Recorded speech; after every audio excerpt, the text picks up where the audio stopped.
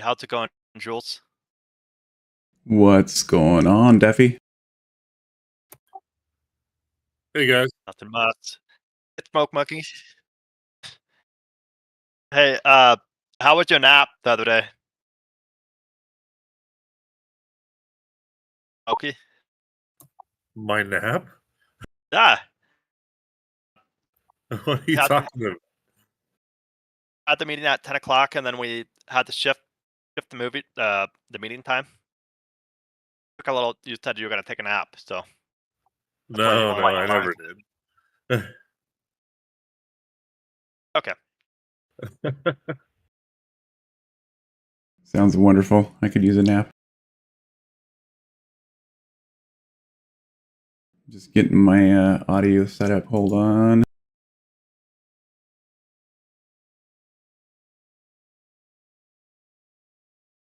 Sorry about ducking out last time. I was not feeling well, but I'm looking forward There we to go. It says your counter ending message. That's pretty funny. Got to change that. When I do these the YouTube the live stream, it's different. There's like a whole bunch of other little monkeys I have to manage, I guess. Okay. Running OBS. What am I doing here? Hold on, my brain isn't working today.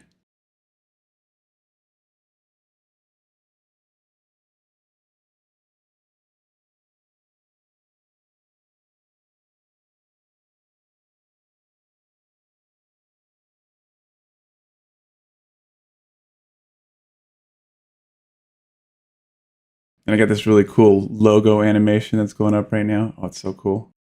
So how you guys doing? doing good. Is Lee gonna join us? I saw that. Yeah, you had that Duffy. You had sent me that. I know who that is, and I don't know if they're gonna join us or not. He just sent me a message that he's not able to, but he's really looking forward to it. He also has, I guess, somebody in his family that day trades as well. That they're gonna try to bring in. I got the it's like his aunt or something like that. But she's a little bit on the older side, but I guess she does it full time. Oh, that's pretty cool. So, Yeah, I'd love to.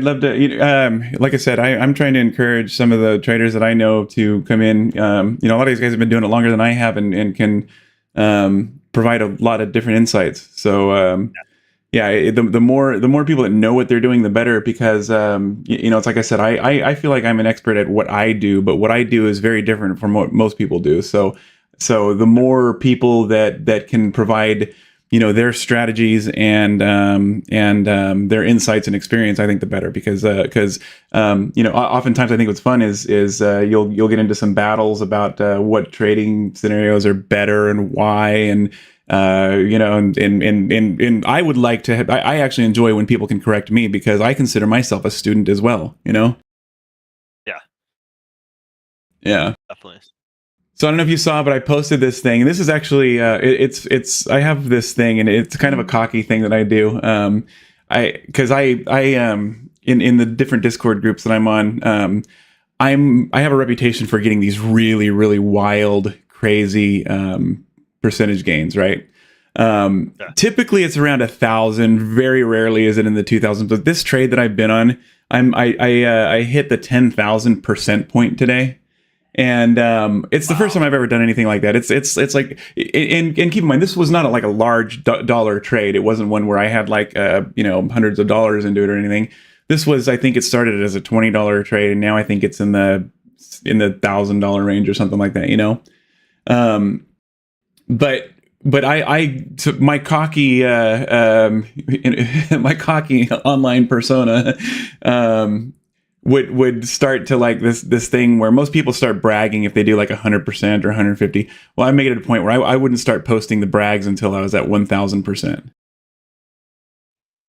And so for this 10,000 one, it's like, oh my God, man, that really pushed my, that cockiness in that persona a little bit. I'm like, yeah, I really got to take advantage of it. But I wanted to talk about, and I'll get into some of the more basic stuff in a second too. But I wanted to talk about this trade too, just because it really did play my strategy real well. It's actually the one that's up right now. We're looking at here. I'll go on a weekly. So this is a weekly. Every one of these candles is 1 week, right? Well, when I bought onto this, I bought on where the green dashed line is right here. Okay. And my strategy is like this. I have this. This is a Fibonacci tool. So Fibonacci is a big deal in trading. Just like it is kind of the magic number when it comes to nature and stuff like that. Fibonacci is kind of a magic number when it comes to trading. A lot of activity happens on levels that kind of coincide with Fibonacci. Now you'll notice that there's a lot of really weird oddities in trading, and I'll just kind of go into this diatribe for a second. If there is a tool that people use to trade, then it will create its own technical analysis around it. And I know that might be kind of a foreign concept in the very, very beginning, but I'll give you the example of moon charts, right? There are a lot of traders that use moon charts for trading. Now, logically speaking, you and I know that the moon and its effect on the earth has absolutely nothing to do with the financial market, right? But because enough people trade using moon charts, it makes enough of an activity in the entropy of the market that there are people buying and selling based on those charts, and enough people are buying and selling based on those charts that the charts actually become a self-fulfilling prophecy. And that's how Fibonacci works too, because I don't know that the numbers themselves have anything to do with how the market data reacts. Maybe it does. I do believe that if you were to take a financial chart of like somebody's life from the time that they're born until the time that they're dead, and you were to put that up against Fibonacci levels, I'd be willing to bet that there'd be a correlation, just because nature has this Fibonacci type of way of kind of making things work out. However, in this case, it works out because enough people trade based on Fibonacci's that it's a self-fulfilling prophecy. Does that make sense? Yeah. And so it's the same thing with moon charts. And so what I do is I base the way that I trade is actually kind of one of the more complex systems of trading. Not exactly the way that I trade, but what I trade based on, and they're called Elliott waves. And Elliott waves are very complicated to understand, and I'm good at them, but like there are people that are really good at them, and I kind of try to explain that yes, Elliott waves are very complicated, but the way that I trade based on them is very, very simple. And how that works is I'll take this tool right here, which is my Fibonacci tool. Well, let me start out. So I already created a Fibonacci line right here. So I'll take this Fibonacci tool. I'll start at the bottom, go all the way to the top, and just kind of spread it out like this, right? And I have these preset to where I have my special settings already set up. And I'll make these things thick so you can see them. Now, the way that Fibonacci's work is this is the retracement tool, right? It goes, you measure it from the bottom to the top, and it puts little lines here based on where you are on that, on the way up or top. So the blue line is always my 50% line. This is the halfway marker from top to bottom is where the blue line is going to be. And then my gold line is what's called the golden ratio, and this is the Fibonacci line. It's the I never remember, so the 0.618 line, and that's where kind of the magic number happens. And as you can see right here, it came down, it hit the magic line, and it started up. And then from there, I also do I'm going to make these things a little bit smaller because now that I showed you, I don't need to have them all so bold. So from there, I do the same thing from where it took off right here. I take this Fibonacci, or take the bottom, and then go to the top right here. And I bought it right here, which is kind of like, I think that I went at the third go. I saw that it hit that one again, came up and hit this and landed on this Fibonacci right here. And this is where I bought, and it's been a rocket ever since. So that's kind of my trading. So the real complicated is I can get into these waves and how they all play out and everything like that. But when it all boils down to it, I'm just looking for nice landings on Fibonacci's like this. Now, keep in mind, this is over the course of every one of these candles is a week. So I've been in this trade since September 11th. I got in on September 11th.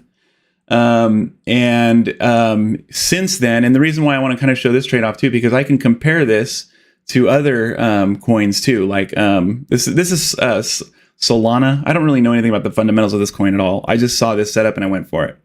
And so what I'll show you is since September 11th, which is right here, Solana is up 142%, right? Let's just make it exact. 141.5%, right? Yeah. So if I were to compare that to Bitcoin, for example, let's do Bitcoin on the weekly. And find September 11th, which is probably this day right here.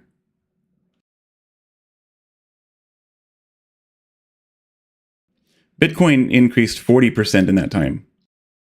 So, Bitcoin did incredible. I could have made a lot of money on Bitcoin, but I was in this Solana deal, which, was like a 3 times better of a deal than Bitcoin. Yeah. Ethereum, let's compare it to Ethereum.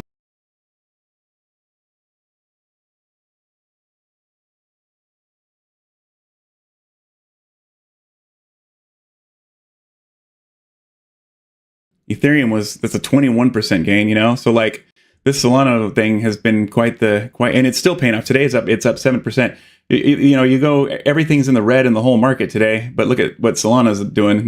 That's the one that I was talking about, Yeah.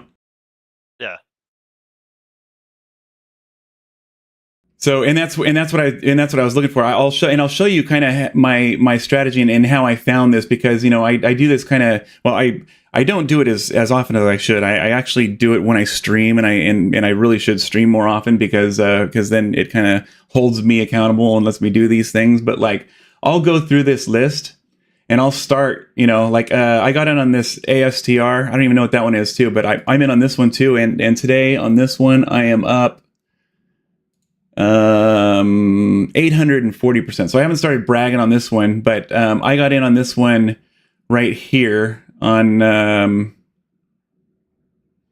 looks like I don't know if it was somewhere in this little range right here. I don't know if it was this day or not, because I think I remember it going down a little almost out of my comfort zone. But I was so confident in my TA here that I knew that if I just kind of was patient enough, that it would pop out. And then we've since been, well, I'll take it from the bottom, because I'll take this one from September 11th, which, well, this one was on a different side of the market than September 11th. September 11th is actually where it was now. But when I got it, it was here. So we're up 30% from where I bought it at. Yeah. But from the bottom, that would be about 55%. But what I do is I'll go through all of these coins. I'll just take one at random, Jasmy, for example, and I'll go on a real high time frame. Okay, so I'll just go from the lowest point to the highest point, and I'll look for this Fibonacci. When I started watching this one, I was already below the Fibonacci. There are other Fibonacci's other than this golden ratio. The golden ratio is just the most common one. But here, let me see if I can show you some other common lines that it hits. Any of these lines are going to be kind of where the common places that it's going to go for. In this case, it went all the way to I think this is the 89. Yeah, the 89. Which is kind of common in crypto, but this is a really deep retracement. If I bought this on the golden pocket here and just held on to it, I would have probably lost a lot of money by the time I got to here. So I fortunately didn't get in on this one, but if you can kind of take a look and see where else it's gone, it hit the same 89 here again. Might do the same thing here. Another deep retracement back or something, but I'm not really paying attention to this one. It's not the best setup for me, so I kind of will just move on. I've always liked XRP, so let me take a look at XRP real quick.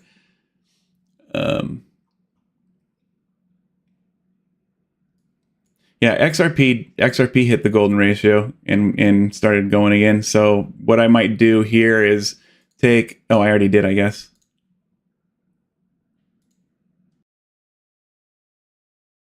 So I'll take this new bottom right here, and I'll just go like this, and I'll wait for it to retrace back to that golden ratio again, and that would be the place to buy it. And again, these take weeks, so like, you know, this will be another couple months before I'm interested in XRP again, probably, you know. So that's my trading strategy. I mean, it's basically just finding those golden pockets and doing. I have a lot of. I'll show you a lot of technical analysis that I use to kind of get to, you know, because even when you get to those levels, finding the right entry and stuff like that is important too. But yeah, so when I talk about the difference, you know, and if you're interested in day trading, all of these also play out on the day trade too. But my interest is in these macro level, here. I'll see if I can find a longer version of XRP. But my interest is in the macro level of Fibonacci's. You know, if you were to go down and take any of these on a smaller time frame, you can do the same thing. You can measure Fibonacci's off of these. This one right here, it hit it perfectly. It did it, hit twice. These are ABC waves. This is A, B, and C right here, but it landed right on the Fibonacci line, and it's heading up again. You know, so this is on a 15-minute time frame, so you can continue to do these all day long, and these are what day traders will often trade off of. Let's see, go here. Okay. So this one, but no, they're a lot less. They'll fail a lot more often on a higher time or lower time frame like this, or 15-minute time frame, because again, we have a macro Fibonacci that's in play, like on the weekly and daily, and those are going to take more precedence over these 15-minute ones. But day traders will see this setup all day long, see that it's already kind of bounced off the 50 a little bit, and it'll probably bounce off of the golden pocket, and there might be a good little way to make some intraday money off of it when it bounces off of this level right here. So that's just okay. So that's a little bit more complicated than what I wanted to go into, because I think that we can go into kind of how to get there and a little bit more of the basic stuff, because I think that but I did want to show you that, because I first off, it's worth bragging about, but second off, as far as a textbook example, this Solano trade on the weekly is exactly why my system kind of works for me, you know? Yeah. I really appreciate you showing me that. So the gold, your gold line is at 50%? The gold line is the 61.8. So the way that these waves work, and again, this is going to start to really complicate it. And I'll show you with Bitcoin, because Bitcoin has had a really good example of it. And so I trade on what's called Elliott waves, and Elliott waves are hey, where is my? Oh, here we go. Okay, they are a way of mapping the market where it's typically done in patterns, and there's specific rules to Elliott waves that make it a really kind of a good way to trade. This is a really, really complicated topic. The basics are kind of easy, but like I said, you can go into it and it gets really, really complicated. But it basically states that there are 5 waves in any impulse has like 5. Is made up of 5 different waves. So in this case, and the indicator actually has this where this is the 1, this is the 2, and this is the 3. It probably is the case, but the ones that I'm paying attention to is this is wave 1. Here, I'll show you with this right here. This one. This is wave 1 right here. This is wave 2. I would say this is wave 3. This is wave 4, and this will be wave 5. And all impulse waves kind of end up like this, right? Yeah.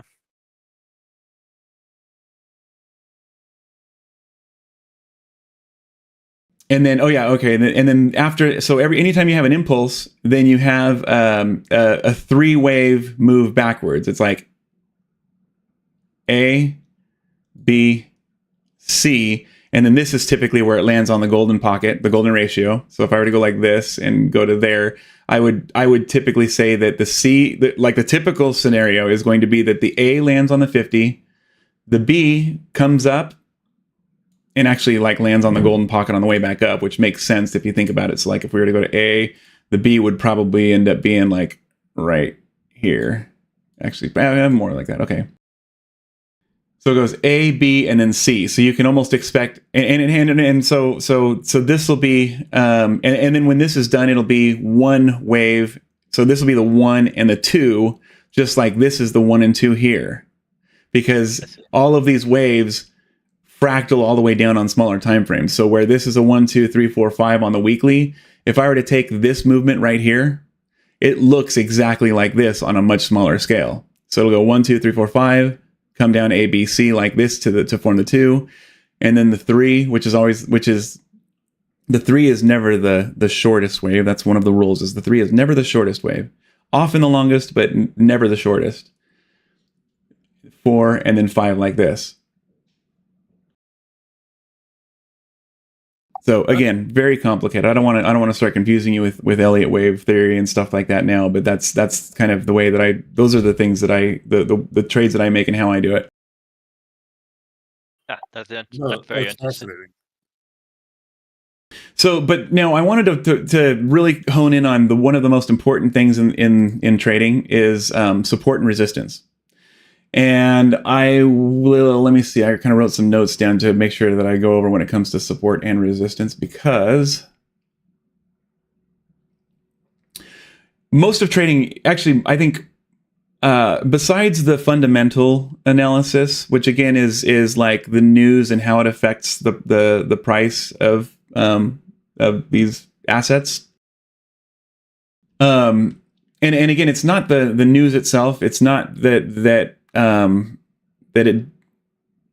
it just drives people to speculate, and it drives people to make decisions that they think the market is going to do something based on the news. And so the psychology of the market works really, really weird. An example of that is you'll hear this very commonly. It's a term called buy the rumor, sell the news, right?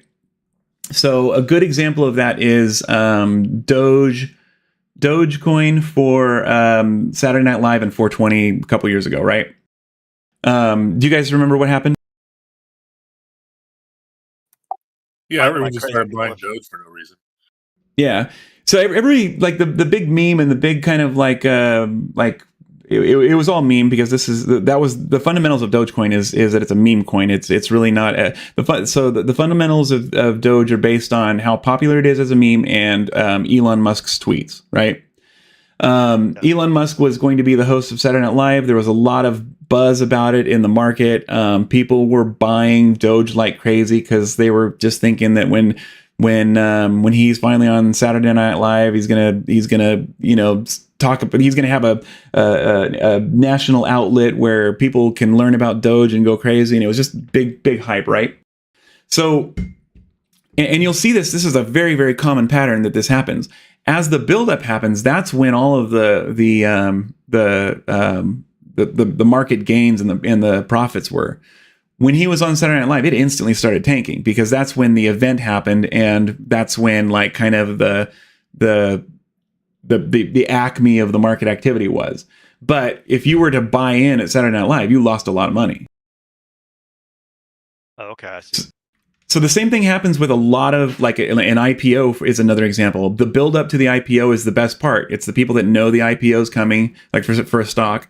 But the day of the IPO is usually that's not the good day. You're almost in too late if you've gotten in at that point. And it's buy the rumor, sell the news. It happens with when the Fed chair does one of the meetings where they're going to speculate or they're going to make a change in interest rates. All of the good stuff happens before that meeting. The day of the meeting, it's actually kind of when it's already too late, and if you buy in at that point, you're probably out of the market. Yeah, that makes sense. Okay, so that's the fundamentals. But when it comes to technical analysis, the one impact of that, I'd say that there's two impacts, and they're very, very similar, that affect trading for a very long time, and it's called support and resistance. And support are like floors, and resistance are like ceilings. So the way that it works, and again, everything is based on the psychology of the market. So all of these charts, everything are just charts of psychology. So what happens is you have a bunch of people that bought in on Bitcoin early on, right? And they see that, let's see, I'll find a good example. That the market's going great, but something happened at this level right here, and this is a big one right here. This is on the weekly level, that there was a major turnaround, and this is where the bull market stopped and the bear market started, and this went on for 300, almost over a year. This time period happened for over a year. So this was a bad bear market that lasted over a year, right? Yeah. So something happened right here that caused investors to kind of take note. Okay, right around this 19,750-ish range, something happened, and that is what caused people to make decisions on these days right here, right? It also, again, on the weekly, it doesn't look like much, but this is, a couple weeks worth of let's see if we can go, this is, I'm going to highlight it real quick with the square so we can see what happened, but in this area right here,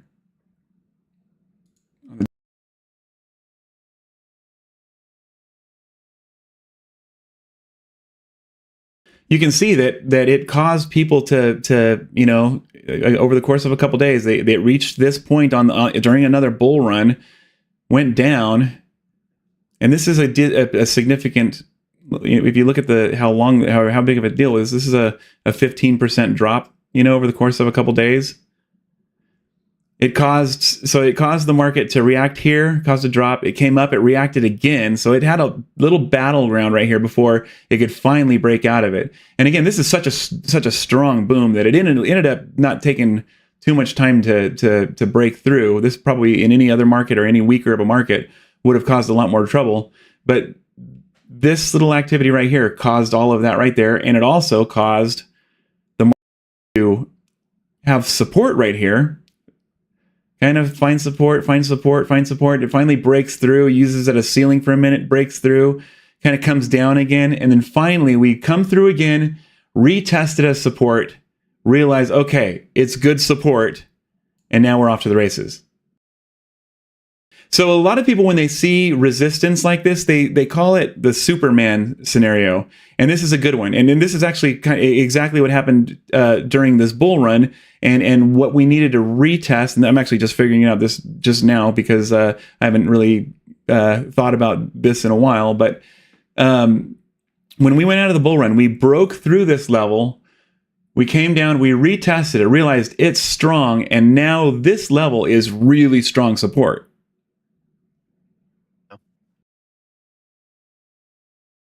And the way that they look, that the traders kind of teach about breaking through resistance, it's like you're Superman. You're that superhero, right? You come through, you break through the floor, right? And then once you kind of you jump through, you land on the floor and you smack your fist against the ground to show your superhero charm. And then that's when you're safe, secure. You've rebalanced yourself, and you can blast off again. Okay. So in this case, the way that this works, and this is kind of what this will be the homework assignment too for the day, is to go and find all these levels of support and resistance too, because and I'll show you this now too, because TradingView is also using TradingView as a tool that will come in handy. But you can take your ray tool, which is this one right here.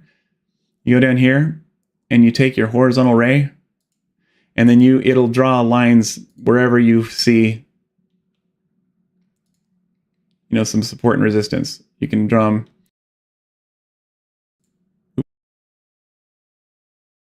Just like that. And you can see how these lines impact. I mean, you can see how much of an effect this one right here has made on just the market in the last year or so.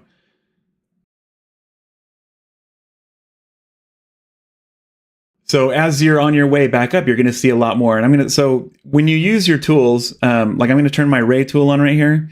And when I click the lock tool, is it the lock tool? No, that's not the one. Hold on. The stay in drawing mode, this one right here. So once I'm in this right here, now I don't have to click it every time. I can just go through. But you can see on the way back up and on the way down, here's what the support and resistance you're going to run into. First off, there's this one, this Bitcoin again right now. Right here. Right here. Right here. Right here. Probably right here. Right here. So these are going to be like, let's do it right here too, because that's going to be one. So these are the areas where you're most likely going to have some, maybe even if you want to go even on smaller levels, because you can go, we're on this particular coin is a long-term index of BTC. So the smallest time frame that you can view it on is the day. But I like to use it as an example for, the long-term BTC technical analysis. But these are the different places where you're going to run into, I guess, resistance on the way up. So I have these saved, and so I can go in and I can click on these. Let me see. I'll do it like this. And I have these saved where I can always say these are all resistance right there like that. I'll show you how to do that too, but just for now, I can just a way to label it. But you can see even right now that it's had a struggle on this level right here. It'll probably have a struggle on this level right here. But if there's going to be any turnaround points, it's probably going to be on one of these levels. And the reason is, like I said, traders know that there's been some kind of psychological thing that happened at these levels that have caused traders to take notice and trade in the past based on these turnarounds.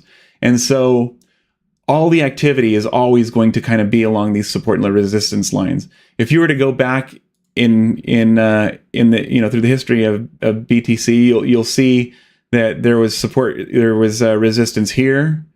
There was resistance. Let's see. I'm not going to go lower than we went. I'm only going to use like what's been in our, recent history. But we had right here. Let's see if I bet you that. Yep. So this ended up causing this to turn around right here.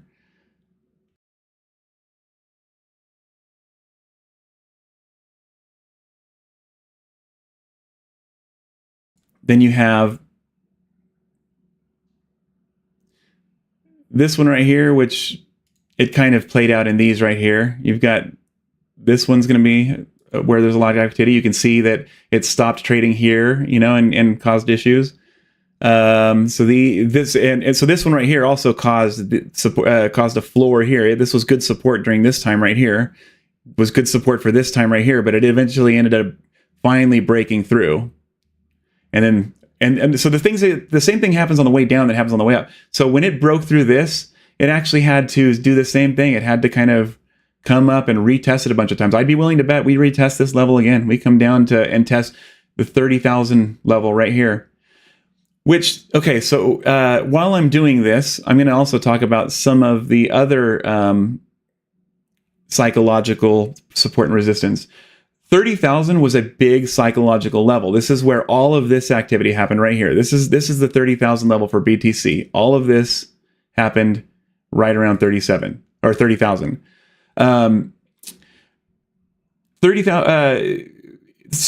support and resistance doesn't just happen where these turnarounds are. Support and resistance is oftentimes it's just psychological. So 30,000 was a big number for BTC. Round numbers are big numbers for BTC. This right here, this one cracks me up because this happened at exactly like 69,000. It didn't even hit 70, but that's just how traders are. One, you're thinking, okay, 70 is going to be a big, psychological number, but you also want to act just before that psychological number, and then you also find out that 69 was the number, and it's psychologically 69 was a great psychological number for BTC and especially Doge, because I think Doge got 69 on the money.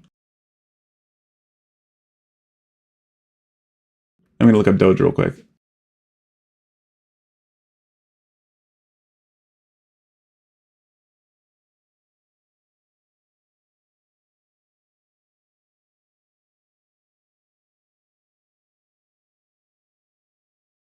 Wait a minute. Did Doge hit 75? There's no way. Hold on.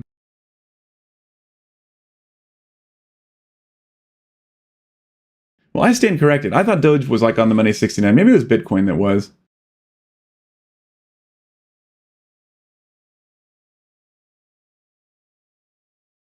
In this case, 68,944. So I guess close enough. 69. But yeah, that's just a psychological number. So you're going to find that oftentimes on coins, you're going to run into psychological numbers as natural support and resistance too.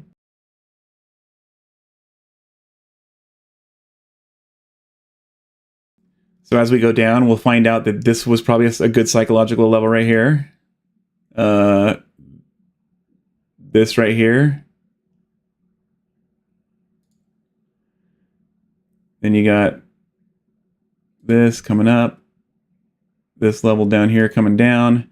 So all of these were potential turns. You can see this one was the one from before, but it caused this, this was the retest of this. This one is where this resistance was right here, but it came originally from this, and that's what caused this to retest back to this. So all of these times it's going to be bouncing along support and resistance lines.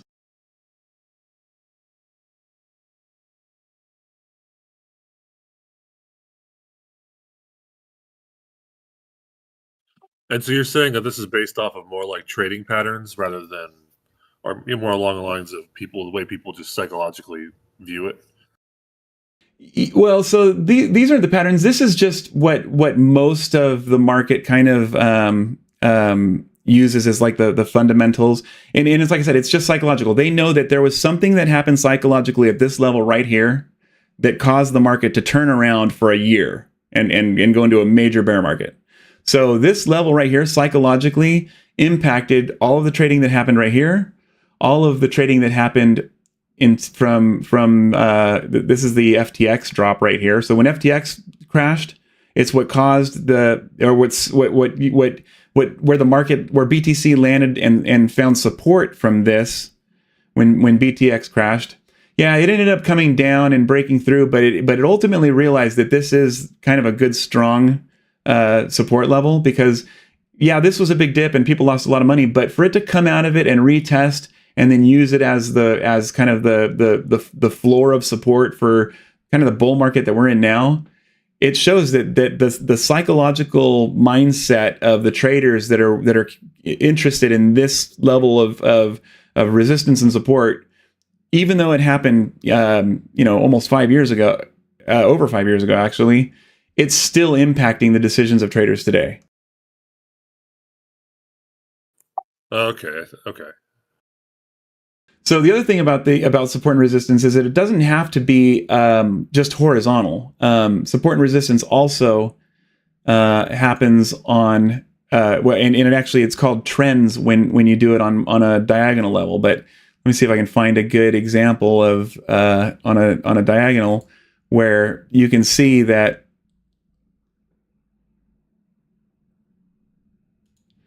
this trend line right here has impacted Bitcoin here. It's impacted it here. It's impacted it here. It's come down. It's impacted it here. It where it actually went below it a little bit. Looks like it almost inverse head and shoulders out of it. It head and shoulders back into it. So it retested right here. So you can see that along the entire trend of this bull market, it's constantly been an effect on how Bitcoin moves there. These are very entropic too. You can find trend lines almost anywhere. In fact, it's one of the things that happens, especially when you're a beginning trader and you're looking for trend lines, is all of a sudden your screen will start to look disgusting because you'll have these lines everywhere, and every one of these lines makes sense when you put it there. But when you look at it in the grand scheme of things, that entropy just goes to show that different traders are also trading on different resistance and support levels too, even though it might not be the ones that you're looking at.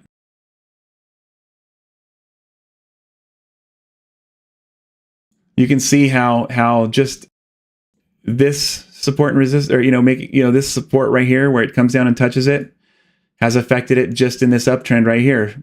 Our first test was here. We came down, we retested again. I'd be willing to bet that if you were to take some of these support and levels that we came up with right here, they'd probably intersect with, let's see, maybe this one right here. Oops, hold on, wrong tool. This is just an example, but a support and resistance trader could absolutely make the case that if you kind of map the trajectory of how BTC is working, you could almost figure out that on and this is, I wouldn't trust this as TA alone, but it's TA enough to where somebody could make a case that on the 14th of January we're going to hit this point, 48,000. Good psychological level, matches the support and resistance, and without, there's a lot of other technical analysis that I would be interested in before, confirming that this would be the case. But you could probably prove this to be accurate, or this you could make a theory out of this that I would listen to, just because the support and resistance and everything lines up. Okay, that's cool. I never would have thought of going back that far for predicting the future. Yeah, it's crazy, especially BTC. Let's see, we can go. You can see some of these on really, really long-term levels. Like, hold on.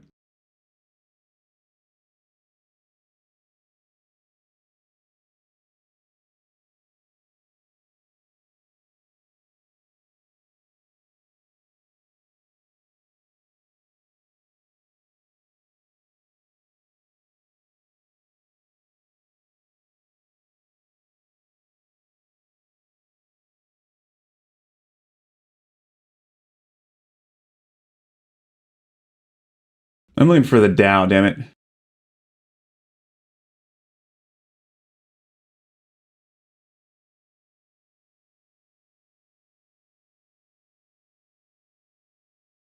There we go. You can see I've used some tools on this in the past.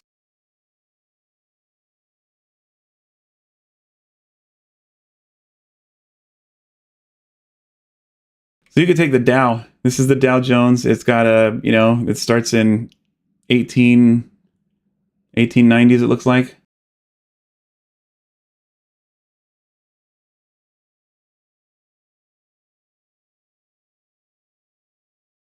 You can see how some of these trend lines affect things for almost 100 years. Oh, yeah. Huh.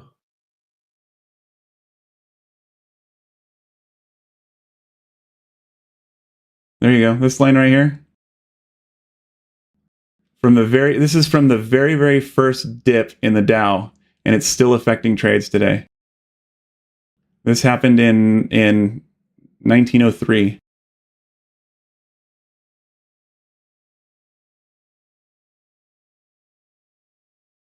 So it's still, this very first dip that's recorded by the Dow is still affecting trades today. If there was any type of activity that happens, this is, every single one of these candles is 1 month.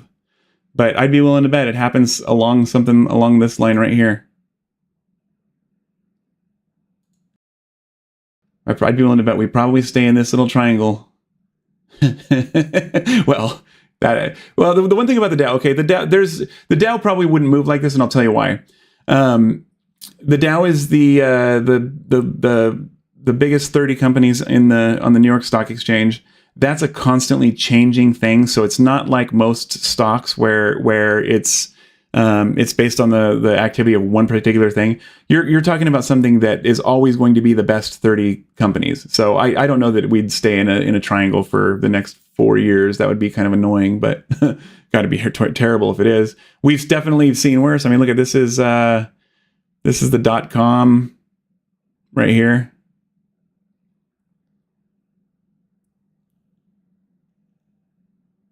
Took a long time to get out of that. How long is this? It's 5 years it took to get out of the .com stuff. It still kind of crashed and then went up. So yeah, you can see how support and resistance can really take on psychological trading for a very, very long time. But it also goes to show why it's such an important factor in day trading and in trading in general, because these those psychological levels are everything in trading. Again, it takes a lot for this kind of a turnaround back then. You're talking about ending a major bull cycle and going into a phase of really, really poor market, and so the psychological mindset is whatever that level is, it made a big impact for a long time. So it's going to, again, when this right here on this one that I'm looking at, when we hit this level 48, I can tell you that this is going to make an impact. This is it might not stop it. It might eventually break out, but I'd be willing to bet that we have a couple weeks at this point right here where it just looks like shit.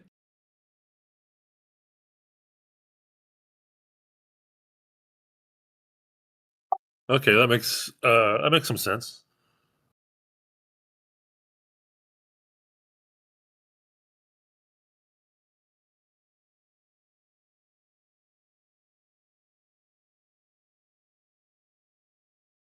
Hold on, I'm just going and looking for the next thing that I wanted to talk about, because so that's going to be like, if there's going to be anything that and I talked to Duffy about it the other day, for understanding the candlestick charts. Did you get a chance to go through and understand that stuff? I did, and I also shared it with the Smoke Monkey. Okay, The cool. Smoke Monkey seemed to know the candlestick stuff a lot better than I did.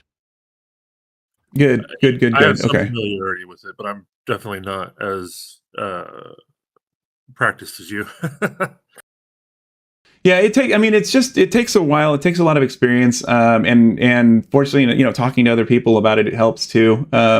One thing that because I do encourage you to find Discord groups and trading groups of peers and stuff that you can bounce stuff off of.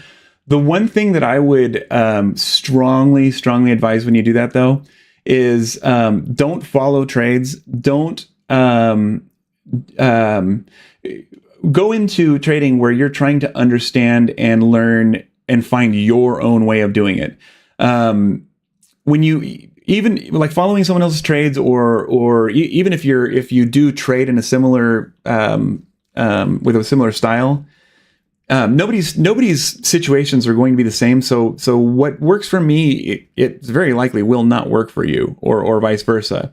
And also, I found out that once you stop relying on the opinions and input of other people and start relying on your own experience, tools, and strategy, that's when you're going to start to do better in trading. Groups are great because you learn a lot, but at the same time, there's a double-edged sword to them, and it almost creates the worst trading environment to trade in. I'd be willing to bet that the calls that are made in those groups and stuff like that probably result in more lost money than gained money or than profit. But like I said, the value in it is more what you learn from it, rather than pointing out opportunities for good entries or exits of positions. Yeah, like I'm kind of thinking like an example, like somebody that's trading $20 versus somebody that's trading like a couple $1,000. The style can be completely different. Yeah, and then if you add, if people are trading leverage versus spot, that trade's very different. So I mean, and there's just so many. The market's entropic, and that's why it works, and that's why it crushes a lot of people too. It's just you really are probably not going to be successful until you find your strategy that takes everything that you've learned, everything that you've kind of understood, and makes it work. I'm telling you that I spent a lot of time in these Discord groups, and I followed people's strategy. I understood why they were trading the way that they were, and I still lost. And it's just because your own strategy is going to reflect the type of person you are. And that is everything from if you're the type of person that makes emotional trades, everything goes into it. It goes into it. Yeah. Yeah. So again, it's like, you'll catch yourself doing it, and you'll catch yourself remembering that, that I said this, and you'll be like, okay, yeah, I get that. That did happen. I understand what he was talking about now. I feel like you almost need to see it in order to understand it. You know what I mean? Yeah. I see what you're saying. I know, that totally makes sense. Everyone has a different mindset, different thought pattern. No one's going to trade the exact same as them watching. Yeah, but something happens too. Like your mind will convince you. It's like, okay, I understand this guy's strategy. I understand. Like, I get it, and it'll still wreck you. And it's because it's like I said, it's you really have to put if you see somebody else doing something, you really have to find your style of making that person's thing work. Even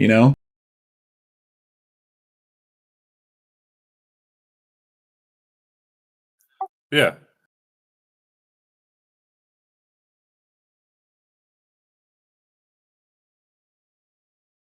All right, give me 1 second.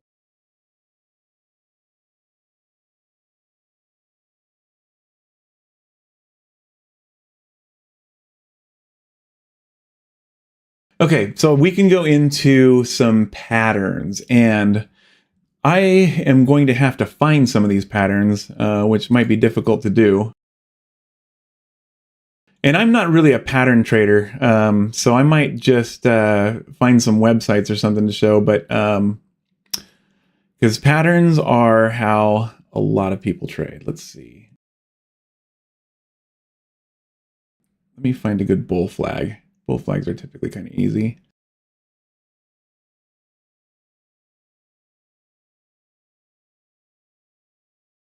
Damn, TradingView, they've screwed us. They made all of these indicators for the really expensive package. I have like the second to the best package, which is pretty good. And what sucks is the indicator that I always use is the Elliott wave indicator, and that's a part of the expensive package. But it was a part of the package that I bought that I bought into when I first subscribed, I guess. And they upgraded that, or they downgraded that and included that in the really, really expensive package. But since I've been saving my chart since before then, I still get access to this indicator. So I feel like I'm kind of cheating in a way. I can see right now that there's some price action on this coin that I'm really excited about. So I had this white line as where I kind of thought that if there's going to be a turnaround, it's going to be at this white line right here. And so we're breaking through that right now on this 5-minute candle. So this is something that I'm actually really excited about, because this is the line that I drew, and let me close everything out so that I can show you.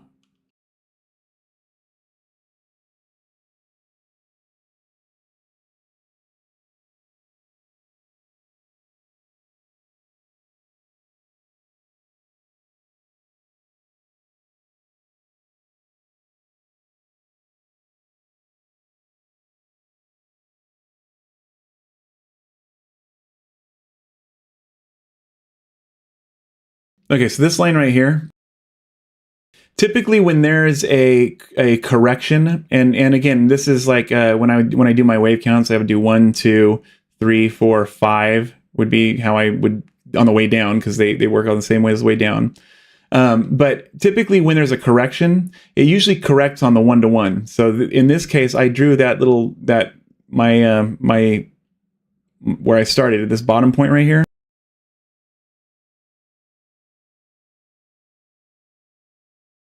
Oh, you know what? I actually had to correct it. So let me just. Yeah. Okay. So I had that in the wrong place, but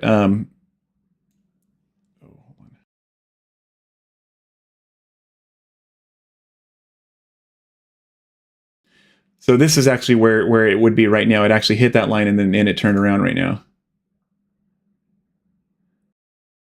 So this is where I would expect this to turn around if this was a correction. And actually, most of the time, it probably would turn around there anyway.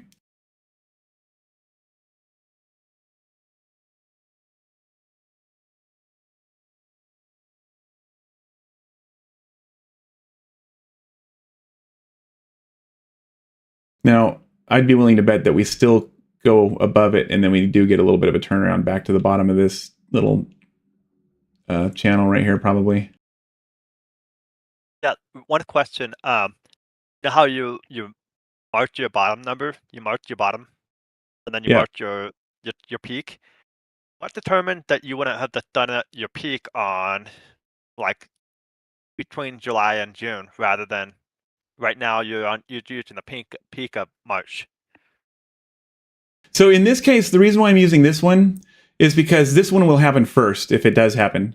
So if I go to this one right here and take it to here, then it's going to happen much higher, and it very well could turn around there. I'm concerned about that one as well, but I know that this one's going to happen first.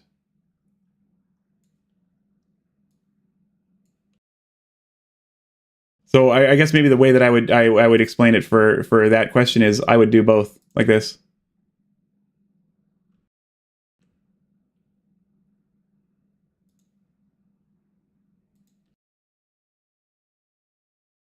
And you can see also that, well, hold on, I'm going to make my indicator a little darker because I'm sure you can't see it on your screen.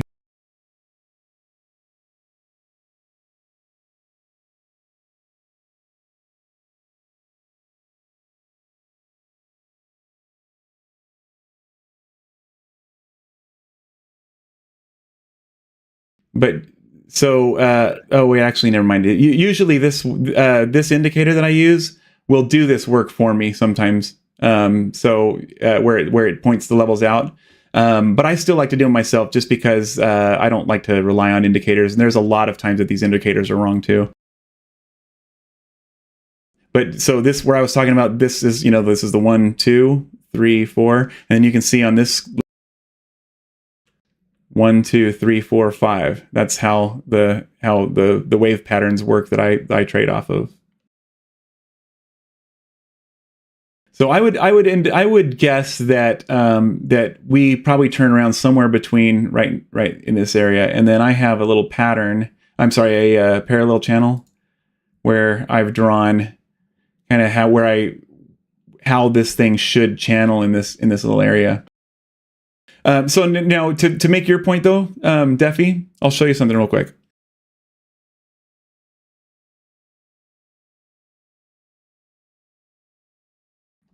This probably will be a stronger turnaround point, and it'll probably happen right here because where this intersects with the top part of my channel, this is a very, very common. It's very common for corrections to stay within a channel like this.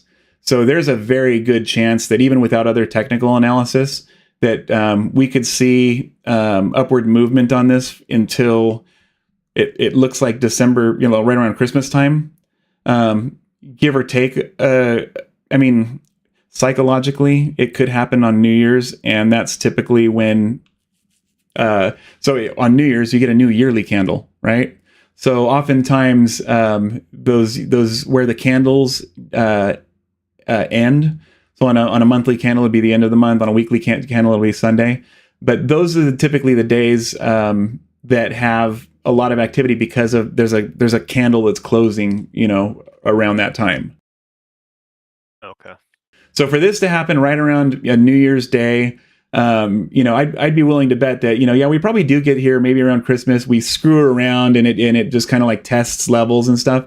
But then that'll be the day that it either decides that it's going to, maintain back in the channel and come back here, or it'll be the day that it decides to break through and, and test a new height,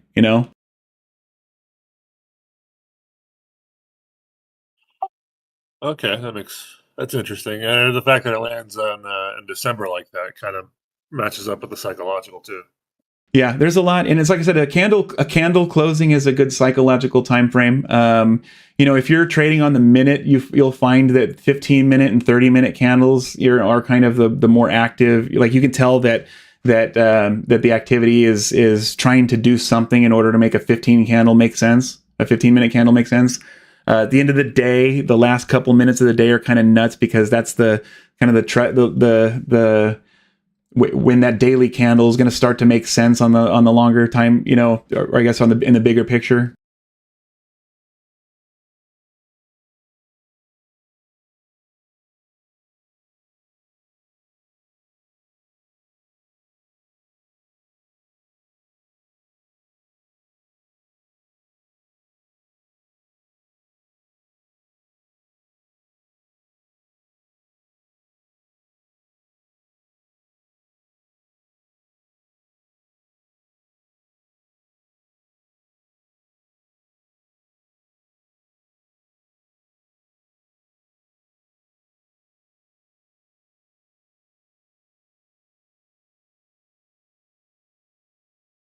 Trying to show some examples of some chart patterns and how they work.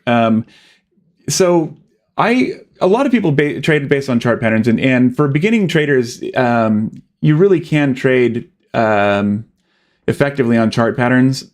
But I would just caution that you understand, learn about why the patterns work the way that they do, not just trade based on the patterns. But a common pattern is you'll hear of bull flags, and bull flags happen like this, and it's where you get an increase in price.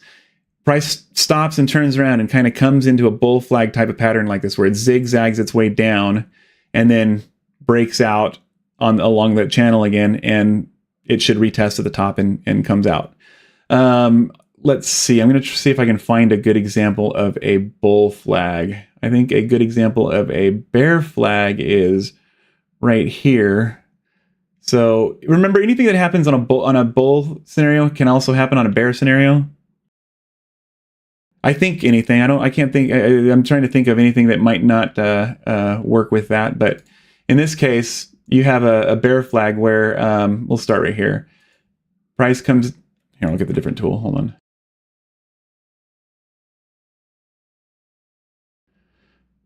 Price comes down like this, then it kind of zigzags like this, and then continues down like this. Now, it's not as pretty as this, but if you were to invert that, it's kind of what it would look like. Yeah. And the reason why they make good trades here, let's see, maybe this.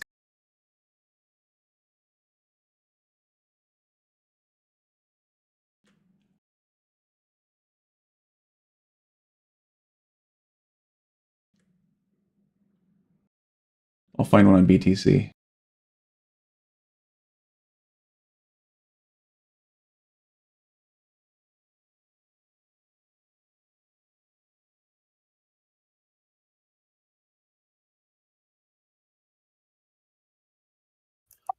What might be a stupid question? You keep going to the BTC, but you're actually you're on the Bitcoin Liquid Index. What's the difference between BLX and BTC? So BLX is the indicator that I use. It's BTC, but it's on a longer time frame. It's extremely accurate, but it doesn't go any lower than the daily time frame. So this is more used for kind of long-term technical analysis.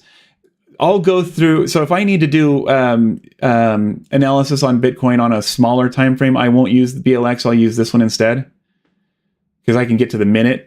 But BLX for something like what I'm trying to show you, it's perfect, and it shows the entire history of BTC. So I never have to worry about whether the exchange didn't have it before, or if I were to do it on the KuCoin exchange, it might not go back in history as far. because it only has BTC to when they started trading it. You know. Okay, so it's not something you would trade. The BLX isn't what you would trade on. It's just to view it further back. Yeah, well, it's like I said, I'll make long-term decisions on BLX. But like I'm not gonna use BLX because you can't even see anything smaller than a day on it. So I'm not gonna make an entry on it because I'll usually do my entries based on much smaller time frames. Right. Okay. Cool. But you can see that there.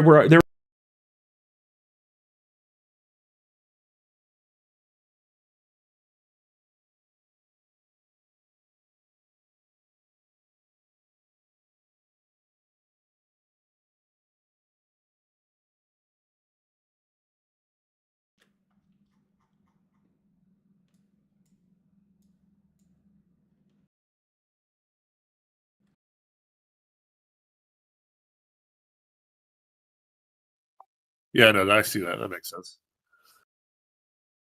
Some of them, I think the most reliable patterns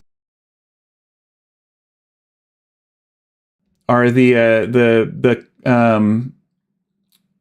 and shoulders, which I explained yesterday a little bit. Head and shoulders are great. Like here's a good head and shoulders on the an inverse head and shoulders right here, where you've got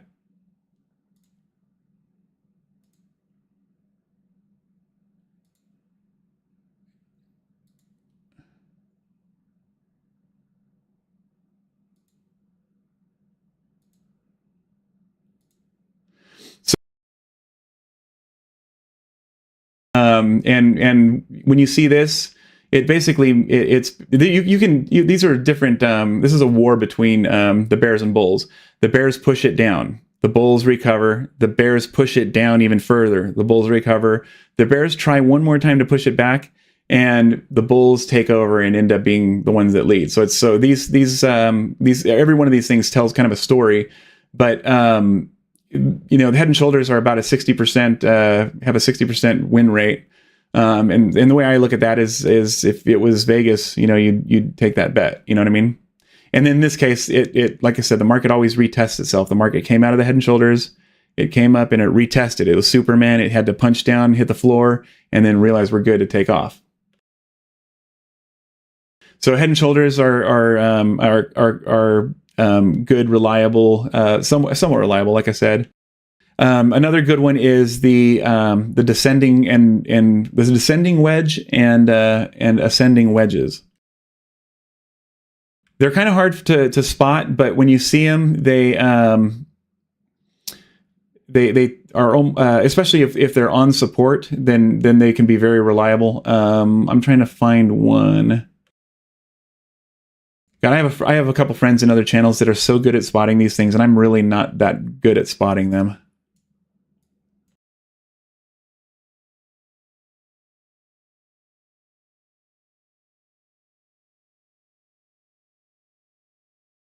This looks like it might be one right here. Let's see.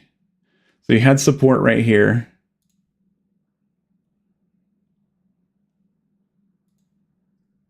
And then you had a wedge. Is it a wedge? Yeah, you had a wedge that goes like this.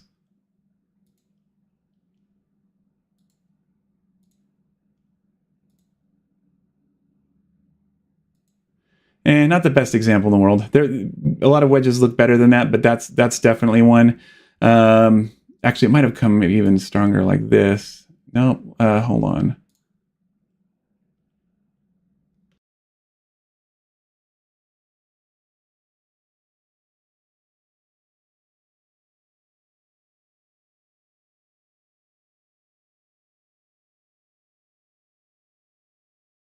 So if that's a wedge, it's an ugly one. I don't know that I would have traded on that one because usually they're a little bit prettier, but it's typically a very reliable pattern where price will kind of compress through a wedge and it'll near a line of support, and then once it hits that support, it's usually a pretty good indicator that it'll probably reverse around it.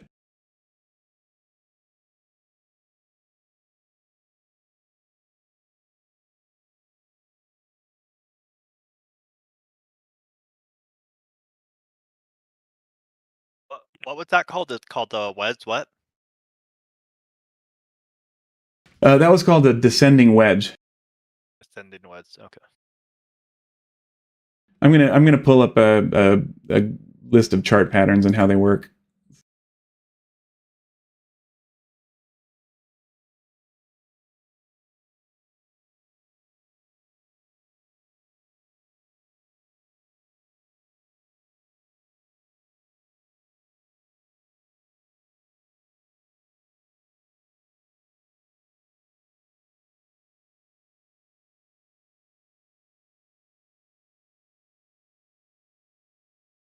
Okay, I'll just draw them. There's a bunch of them, and we can go over each one and what they mean. And it's like I said, some of these chart patterns too. Since I'm not a chart pattern trader, I feel like some of these things I need to kind of look up a little bit and figure out why they work the way that they do.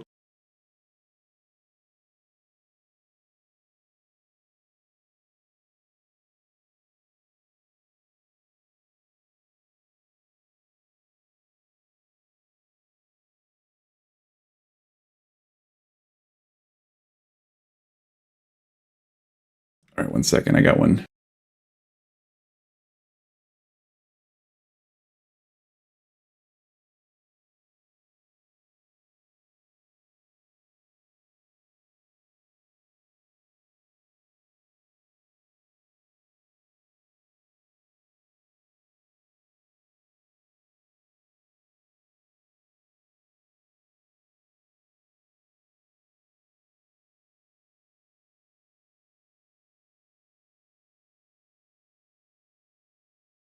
Damn, all the patterns I'm finding are so small. Okay, so I'll just make them myself. Sorry about that. Okay.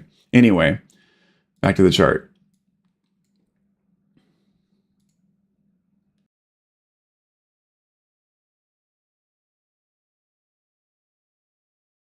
So I do want to pay attention to this chart while I'm talking to you guys, just because there's I want to see what happens in this zone right here.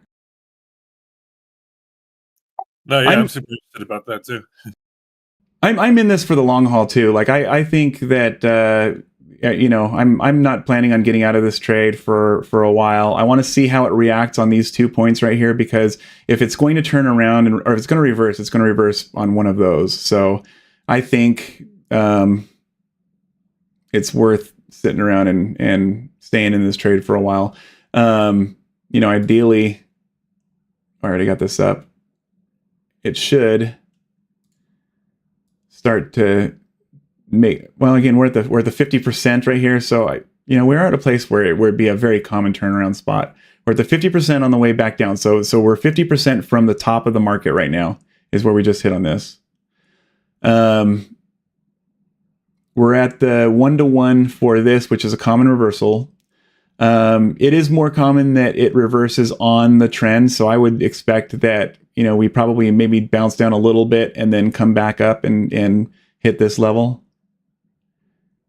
And that might be a good place to take profit right here. So that's kind of my inside thoughts of while I'm watching the movement and what I'm going to do with this and planning out what I want to do.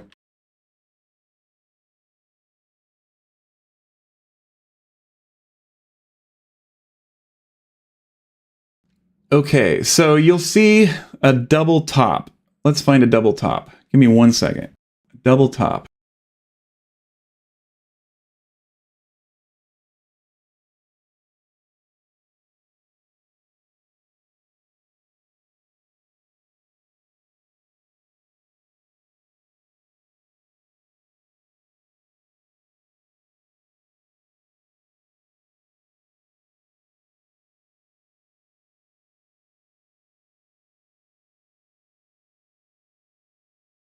Okay, instead of a double top, I'll show you a double bottom. Double bottoms and double, like I said, anything that happens on the upside happens on the downside. So you can just reverse these and it works on the plus side. So, but in this case, we've got a double bottom, and that's a good indicator that that in the case of a double bottom is basically confirming support, right? So when we're talking about this is the pattern is the double bottom, and it looks like this. it comes down, it finds support, comes up, finds support on the same level, and then we have a move up, right? Now, as a trader, I also see that there's other patterns involved, but this having support on the double bottom, it's a bullish sign. If it happens on the other side, it's typically more of a bearish sign. Where if, for example, if we were to come up, we came up, we've got a top here, we came down, and we just hit that, and then came down again. That would be a double top. So it's the same kind of thing. You would expect that because we've found our resistance, we came down, we tested it again, and it rejected. So the psychological mindset of the market is, okay, it's time to make it. The bears won in this scenario because we didn't pass through, and so it's a bearish sign.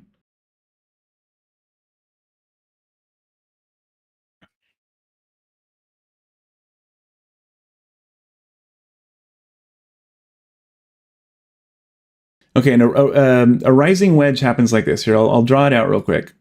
So you got your wedges.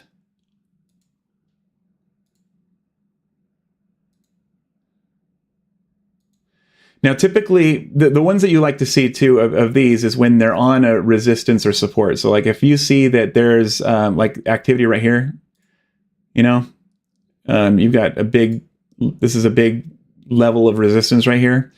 So if you see that and you see a wedge forming by activity that kind of looks like this, it comes up, stops here, comes down, stops here, comes down, comes up, stops here, and makes this kind of a pattern like this. Well, once it hits this resistance line on a wedge, it's one of the stronger patterns that you run into. If you see something like that, there's a very good chance that that you're going to see price reverse at this level, and probably land on right on the Fibonacci. So I would expect it would probably land right around here, if this was where the uptrend started, or the resistance, even the pattern started up here. Oops.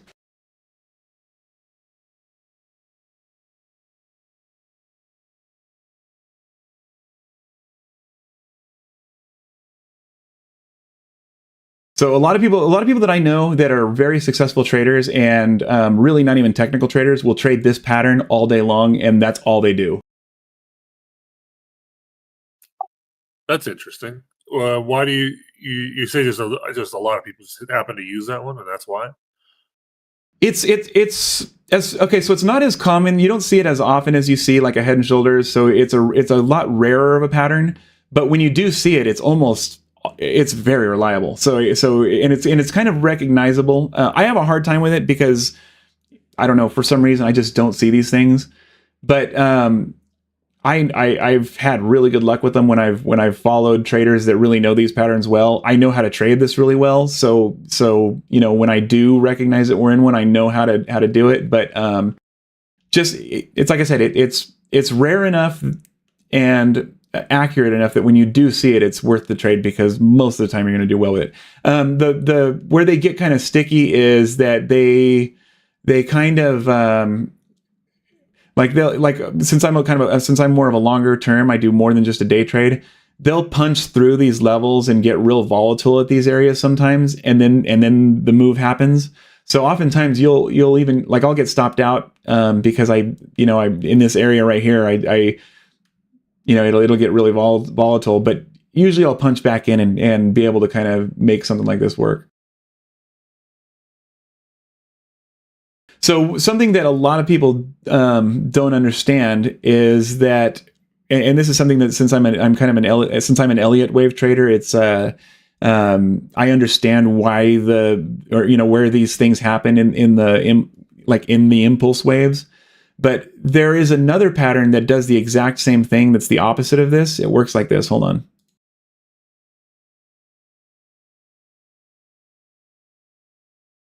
In fact, I've seen one recently. Hold on. I'll find a real example of one. Hold on.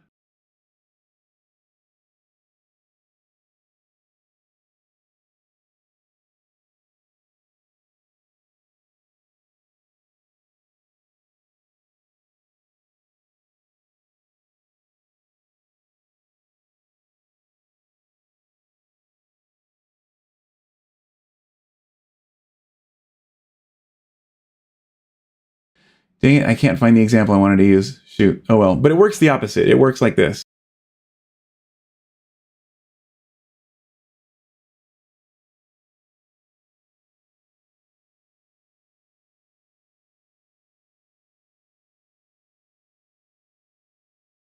So these things happen at the same part of the impulse cycle, and again, that's something that we can talk about another time, because I know it'll really complicate things if I started to explain that now.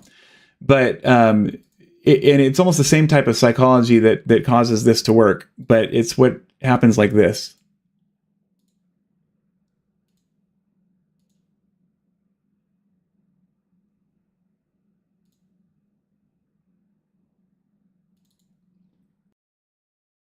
So it's the opposite of the wedge. It's an expanding triangle, an expanding wedge, I guess. And so it's when you get an increase like this, a drop, increase like this, but it happens along kind of a megaphone or like an expanding pattern. Again, if it happens on support, like you've got a support line right here. This is a good trade too. It happens, like I said, at the same time. So it's like the opposite of that wedge, but it comes up and then hits the top line, and then it ends up being the bears win and take it down. So in both examples of these wedges, it's ended in a bear, where it comes down. Is that the way it normally works? So anything that happens on the bearish in a bearish scenario happens on the bullish scenario. So if you were to just invert these, then it's the exact same thing. So let's take we have some support. Let's just say we have support right here. Here, let me shut off these other indicators real quick. Hold on.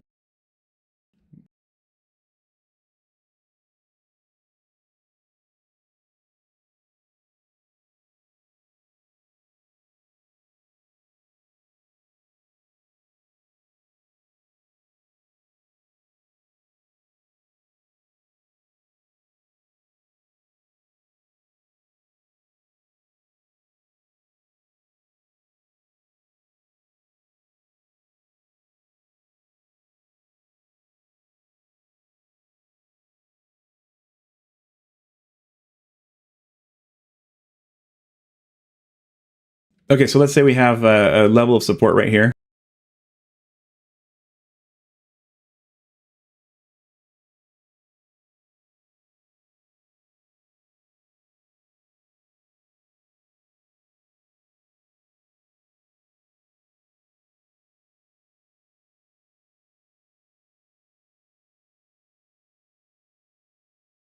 And price were to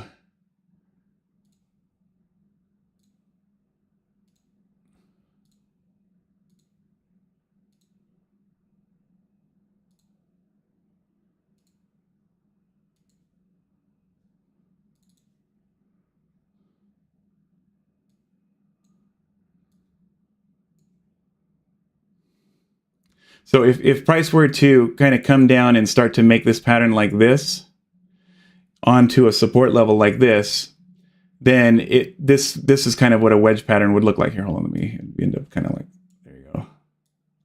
Okay, now that you draw it, I understand what you're saying. Thank you, it helped a lot. Yeah, and so you could kind of you would probably map this and expect that it would probably turn around right here, and head back down. But this is a good trade right here. It doesn't have to turn around right here. This is just kind of like a common thing. In fact, it could turn around and go back up from there too. Well, I'm getting a phone call that's like they've called me like 4 times. Well, it sounds like you should take it. I'll hold.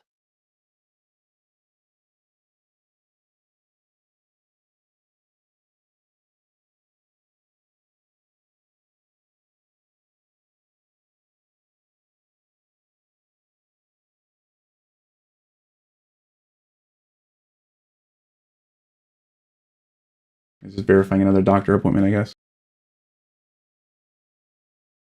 Hey, Jules, what's kind of funny is, in my head, the way that you'd have that funnel, it almost looks like you're forcing a bunch of water through a small nozzle, and that nozzle to me, like, it seems like so much water is trying to compress into a small opening, and that small opening has to come out really fast. I'm thinking more of a mechanical engineer side of things, but that's what It makes a to me it venturi. kinda looks like. Yeah, like a Venturi. I see what you're saying, but it's more like you're trying to shove a bunch of water into a hose or not a nozzle, and then it shoots out really high pressure. Um, I don't know. It's just Yeah, that's it more creates a venturi. mechanical for me. So it's the same kind of thing. It would look something like this on the way down. It's a lot harder to recognize the expanding ones, but the point that I was trying to make is that a lot of people look for the wedges, but people don't realize that an expanding triangle like that does it's the exact same. It happens the exact same time in the impulses, and it happens for the exact same reasons. Yeah.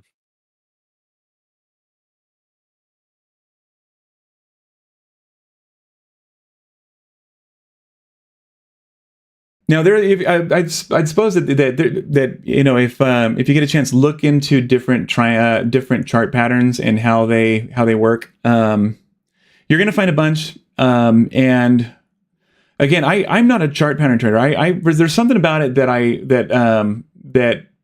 I'm not crazy about, and that's that because I know how the inside of the Elliott waves work.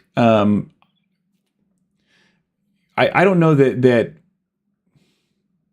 it's kind of funny. I'm trying to figure out the best way to explain this. That I don't see them as reliable as other people are. But if you are a good trader, you can get into a trade, and then if it doesn't work, the fact that your risk management was smart, and that that you didn't go into it. You realize that when as soon as you realize that the trade didn't go your way, you're not chasing it, and you've only lost like what you planned to lose.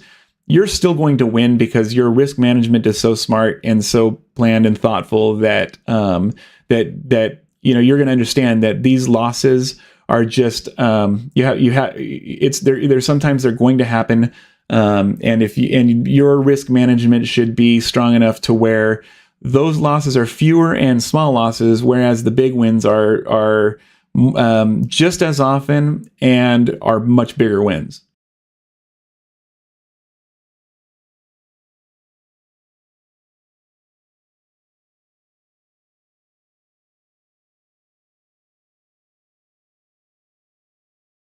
But I would definitely recommend going through your charts on some higher time frames, maybe the weeklies and monthlies. Draw a bunch of support and resistance. Get used to like seeing how price responds to some of the support and resistance lines that you've drawn.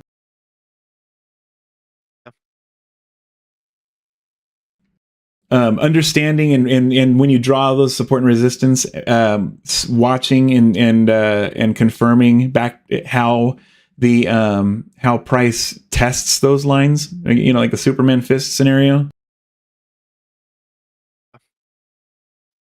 Going in and finding different chart patterns, learning about how some of the common ones and how you can kind of expect them to move.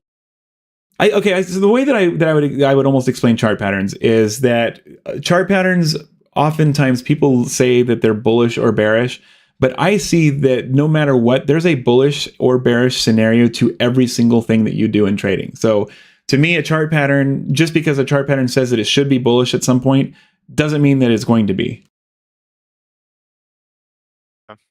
I look at the market like right now, yeah, my sentiment is that it's bullish, but I have a scenario that Bitcoin goes back and touches 9,000, and I think it's a likely scenario, just as likely as it is for it to go up and do the opposite.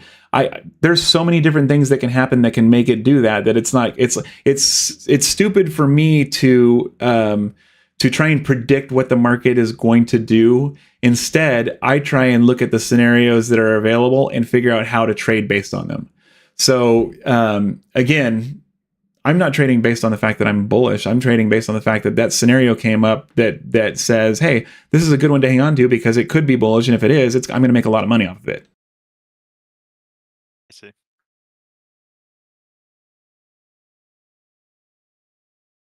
This thing's cranking. I'm so freaking proud of this thing, man. This is such a good trade, man. That's good.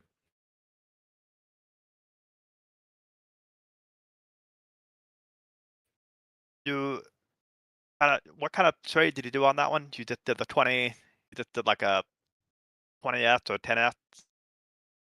This was, I'll tell you exactly what it was. Hold on. This was a 75x at $20 right here. So is this going to be a regular thing? It's right now. It's Mondays and Wednesdays. Yeah. Next Monday, huh? Yeah. All right. How long have you been on? I haven't been paying attention to Discord. What are you up to, brother? Been on for a couple hours. Shut the fuck up. Have you? Yeah, I've been listening for at least an hour. Nice. Well, thanks for joining. Yeah, I was back when Faruno was still in here. Was Faruno in here? I didn't even see Faruno too. Faruno was in here for a while. Yeah, you're not watching? No, I it's hard for me to focus. In fact, I should make it a point to like check comments. I do have comments. Let's see. We got someone doing spy setup. Yeah, that was over an hour ago. Sorry, T. See, that's what you get for not doing voice, man. T's like the coolest guy in the world, but like I am so bad when it comes to text. Heard. Ditto. So yeah, let's see. He wanted to see spy.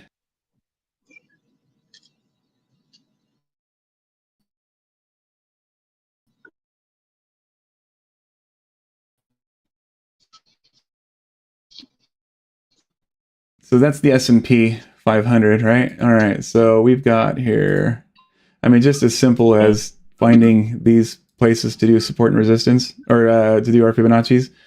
When they came up, that came down to the 50. So this was an ABC, landed on the 50 there, came up. Let me see.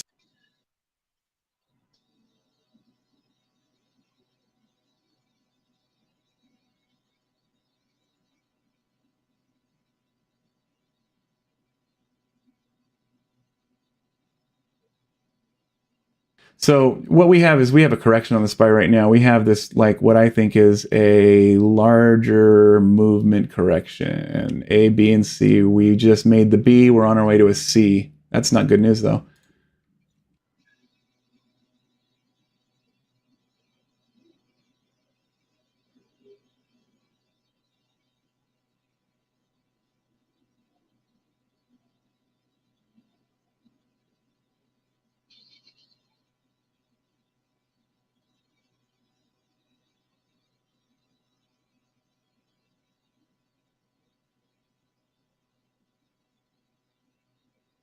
So the S&P is also one of those, it's an exponential chart too, because it constantly changes as far as the makeup of the index. So it doesn't really play by a lot of other technical analysis. The move could be up. It just hit the 50 and it could be off to the races from here. There's definitely a scenario for that.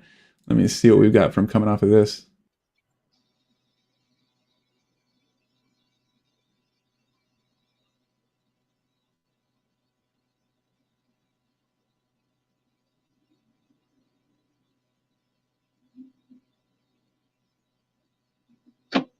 Broke through this support right here and head down to the touch the 50 right there. So that's interesting. Let me just channel this.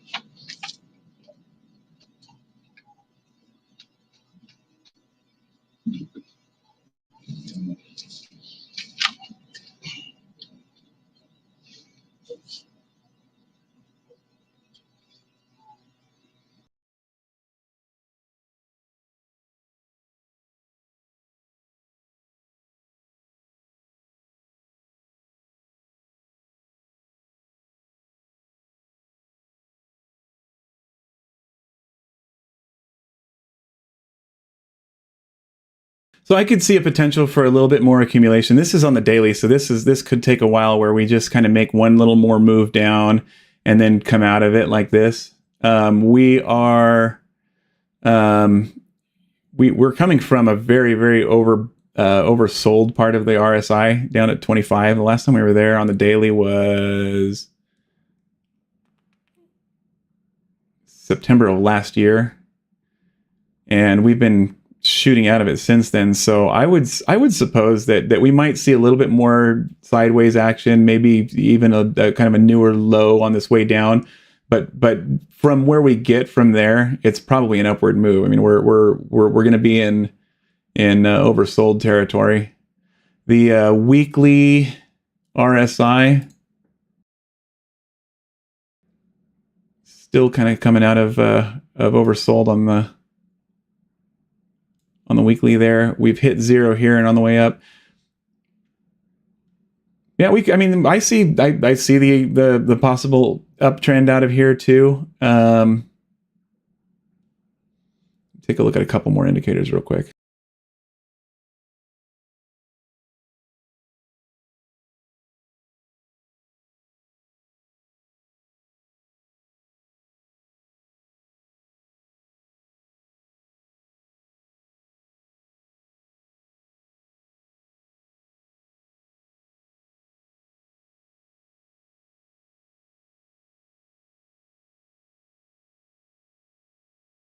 So volume has to still kind of cross this momentum in order for it to be super bullish looking. It hasn't crossed over since we started the bear run for SPY. This would be a kind of a big check on the box thing that would happen for me to say, oh, hey, man, we've hit the races. But until then, I would expect that we'd probably bounce off of this for a while, and maybe even, like I said, we could you can see this A, B, and then C down to the golden ratio right here.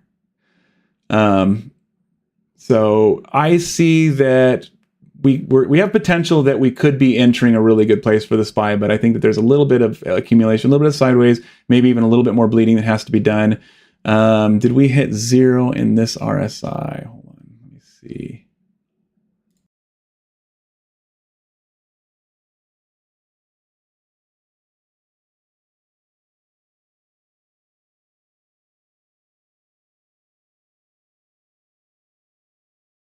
I don't see us ever hitting 0. It doesn't have to hit 0, but it would be nice if it did.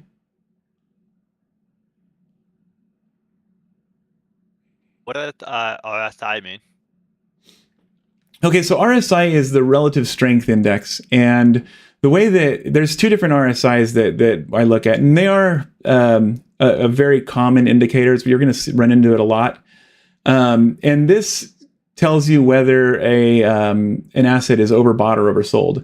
So the way that this indicator works is it's based on volume, but it's a good way to determine the strength. When it's moving upward, then it's getting stronger. If it's moving downward, then it's getting weaker.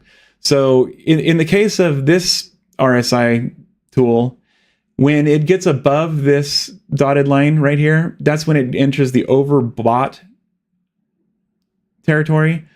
It means that any kind of stuff that happens in this area is happening by people that are, if they're buying it, they're probably buying it at a place where it's overbought and it's probably going to go down. Same thing if you buy it down in here, it's oversold. So if you're selling it down here, then you're probably not selling it at the right time. It's a good time to buy it when it's down in this area. Okay. And I'm trying to think. And so this one's also an RSI, but it's an oscillator. This one just moves back and forth from 0 to 100. And it uses a formula that typically it will go all the way up to 0 and all the way up to 100 before it turns around. Now, the thing about these indicators is all of them are retroactive, or they're all following indicators, or what are they called? They're what's it called? But it's based on stuff that has happened. So usually by the time you see something happen on the RSI, it's too late. But if you're working on like a weekly or monthly RSI and you see that you're down here and you're in the oversold areas and you're close to zero on the weekly RSI, it's typically a really good time to buy that because especially in this one, it's an oscillator. The problem is that it's also where you can get the most direct because you can buy here, it can come up and then come down, or even stay down, or most of the damage happens when it's close to zero. So you'll see that like, yeah, you'll buy right here, but there's just this extra push that takes you out. So I don't know that it's always, if you're doing it on the weekly, understand that you might have to weather a ride if you buy down here. But once you weather that storm, there's a good chance that you come out of it with some profit. Okay.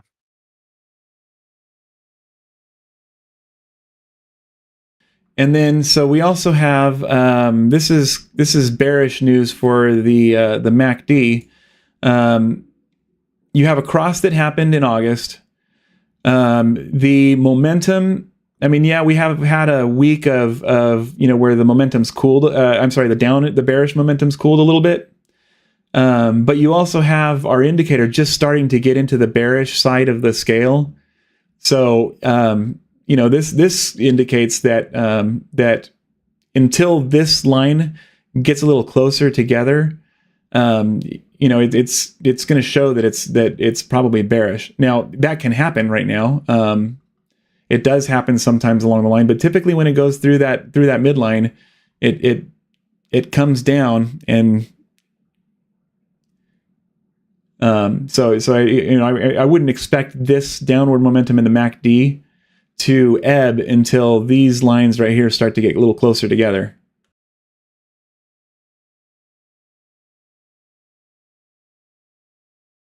So yeah, I would expect that we have a bullish scenario soon, but I don't know that it's happening, off of, I guess the is that it did bounce off the 50 right here. The 50 isn't the strongest place to bounce. We did get a little bit of a recovery. This week's been good, but if we come down and hit this, this is going to be resistance right now.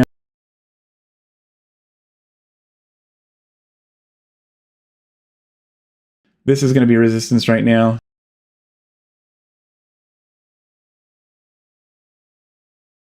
This is going to be resistance right now. That's going to be resistance. We could find support here. We could find support here. Or right on the gold line right there.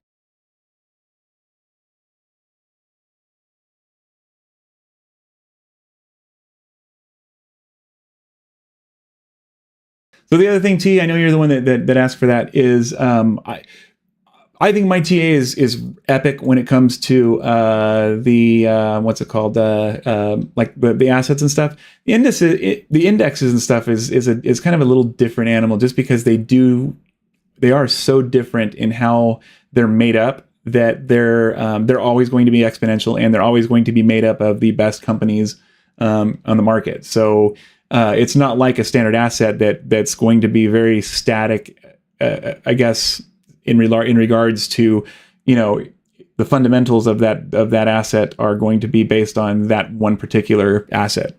The Dow and the SPY, they change all the time. If a company isn't in that top 30, they're going to get pulled out of the Dow, and a new company is going to be added in. So it's always going to be a successful index. Always going to be an increasing index. It's built into it.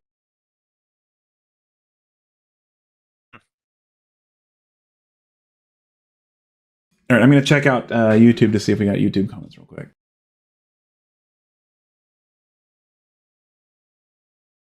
Show ankles. Sorry, Serrano. Trago, what's up, dude? I hope you're listening, brother. Haven't talked to you in a long time. You know what I needed to do? I need to start these things by saying, like, don't follow trades. This is for information purposes only. Like a legal disclaimer. that kind of stuff. I know that's stuff that has to happen on these YouTube videos, and I forgot to do. Yeah, the quote unquote, please don't sue me. Please don't sue me. I'm not a financial advisor. That kind of stuff.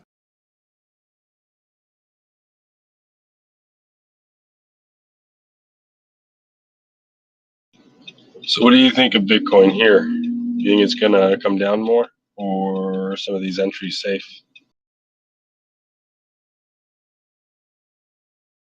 What entries are you talking about? I wouldn't enter right now. No, it's too much in the middle. Well, so I'm I'm a long-term trader, so I think that we've got to, if I'm going to enter on BTC, I'm going to need it to retrace and find a spot either on one of these Fibonacci lines. Could even be this one.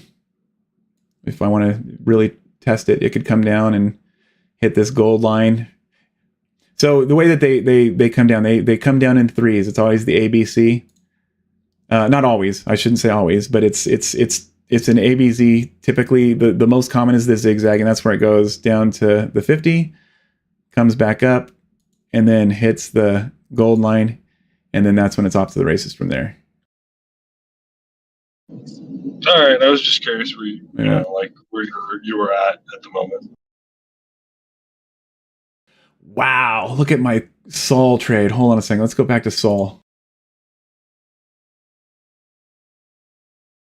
You still longing it? Yeah, man. Hold on. Let's see where it's at right now. It is. I got a nice short at 42. 11,600%, brother. Wow. It jumped up 17% today. When we were talking earlier, it was at 9, wasn't it? I think so, yeah. Well, what's the current price? It's at 45. Okay, yeah. I got out of it. I shorted it twice and then got out on the retraces, or the continuation of moving up. Should we ban him for trying to bet against me? I made money. Just kidding.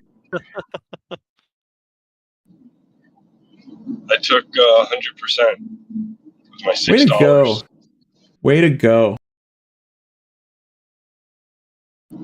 Yeah, dude. I wasn't throwing money at it like it was going to be a life-changing trade, but I was like, ooh, it just peaked a little bit. Well, see, and that's what I wanted to show the guys that are in here is that everybody has a different trading scenario. His what Matches is doing is he is day trading. He's making money off of. How long were you in and out of it? Probably less than 20 minutes. I caught one at the peak that it did at around 41 and a half. And I got out maybe close to 39 or 40 something. Do you want to take over the screen and show them how you did it? Oh, I'm driving. Oh, gotcha. Can't do that now.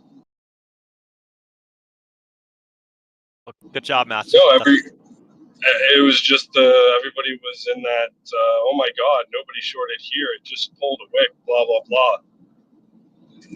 Like it had just done something great, but it's been doing it all day. So I took one of the little retracement candles.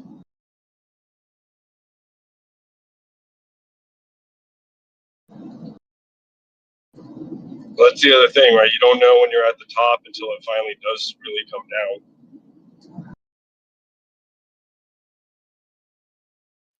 Yeah, but and you're doing the actual type of day trading, for lack of a better term. You're actually coming in and out like pretty close together.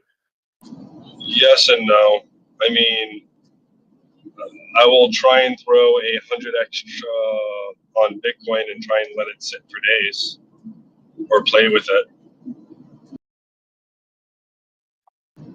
Like I will day trade a week trade. It's weird. You get in a good position, it goes up a good percentage. So you look for a peak to pull some of it out, and then you look for a bottom to re-add. Okay. Yeah, the way Jules is talking makes more sense. Makes more sense to me right now. Like day trading is hard for me to imagine It feels a little more like playing cards or something, you know. Yeah, I'm kind of intimidated by day trading. I think I would lose money if I focused on the smaller time frame like that. So day trading, the price is not relevant except for volatility. You should look at how volatile it is, but otherwise, you can't be looking for yesterday's price today.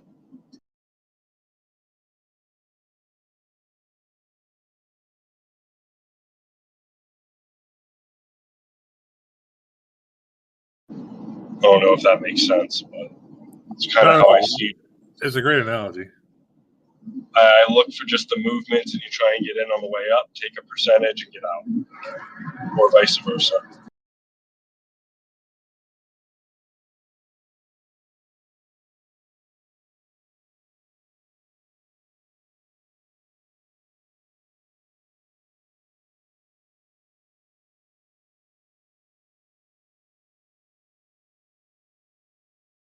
So this tool that also tells you, you know, the 1-to-1 ratio also tells you where these waves, where these impulses should end up. Not should, where if you were to look at all of the odds in the past and kind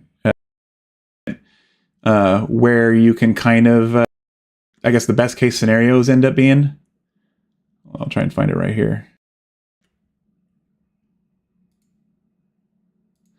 So yeah, this white line would indicate where the normal turnaround would be, but if I were to map where a wave 3 would typically take us, it would be to 161 right here on Sol.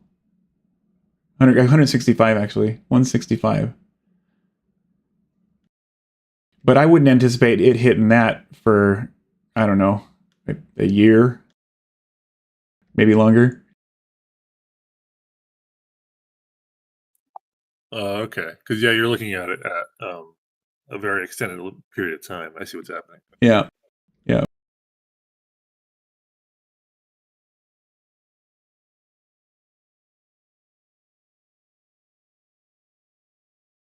Well, thank you everybody for helping me on this. I gotta get going. I'm really excited to keep moving forward. And Masters, I appreciate you sharing as well.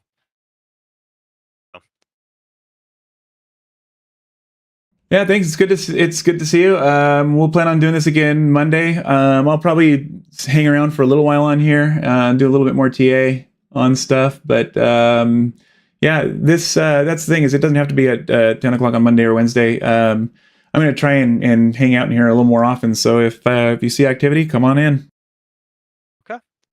Right on. Cool. Thanks a lot. Have a good one. See you later, man.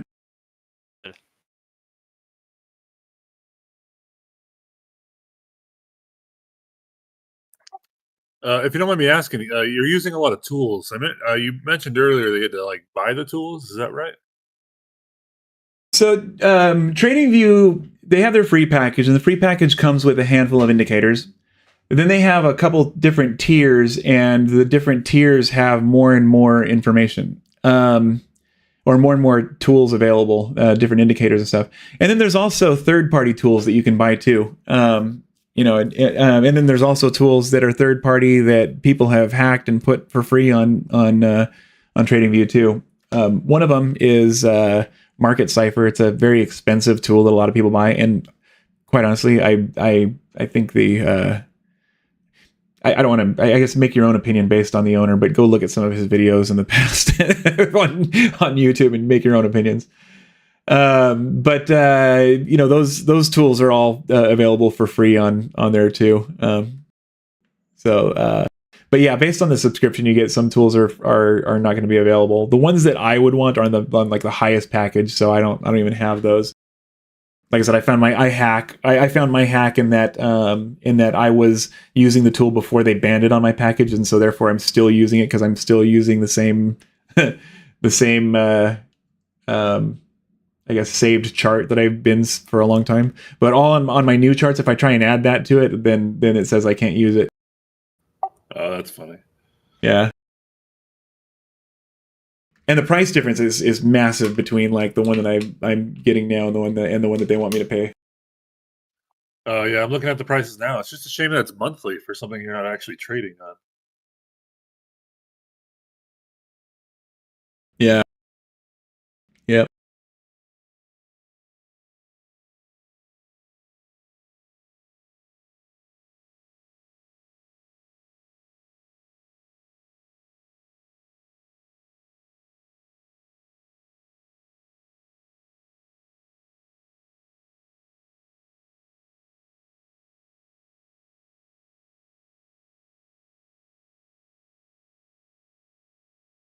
So what I was, and I'll kind of I'll go through it now, but how I found this one, and again, Soul is special. The reason why I was in it, I mean, I could have found the same setups elsewhere, but it was just such a good setup. And the difference between it is like I said, when I got into it on September 11th, it's up 170% versus like 20 and 30% on all the other coins. So that's why Sol's been just like, it's just performing so remarkably better than any of the others. I mean, you can even see just on today how it compares to the other coins that I'm looking at.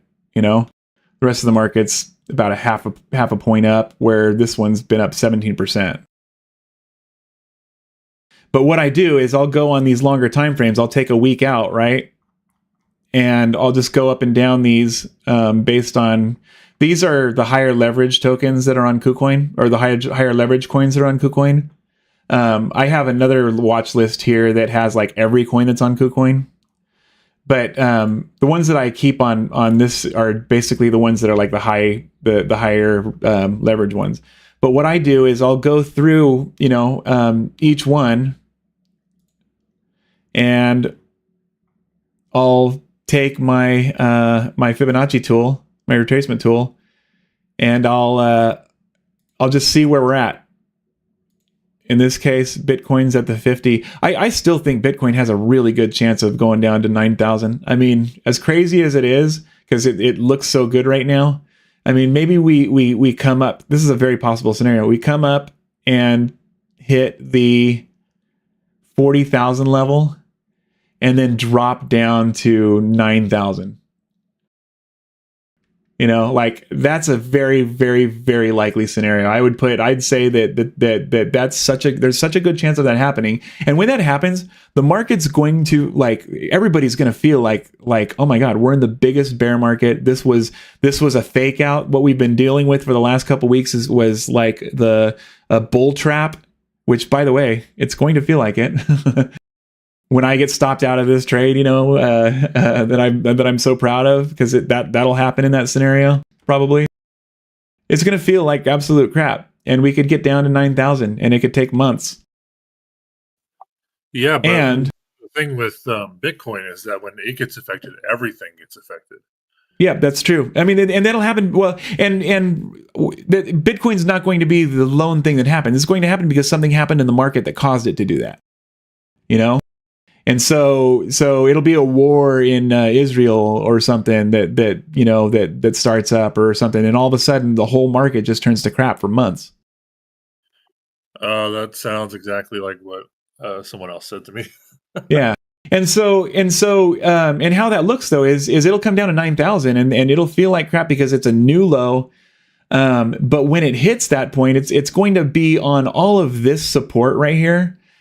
And there's other tools that show where that's, where all that activity happened. I'd be willing to bet. Let's see. Okay, not there.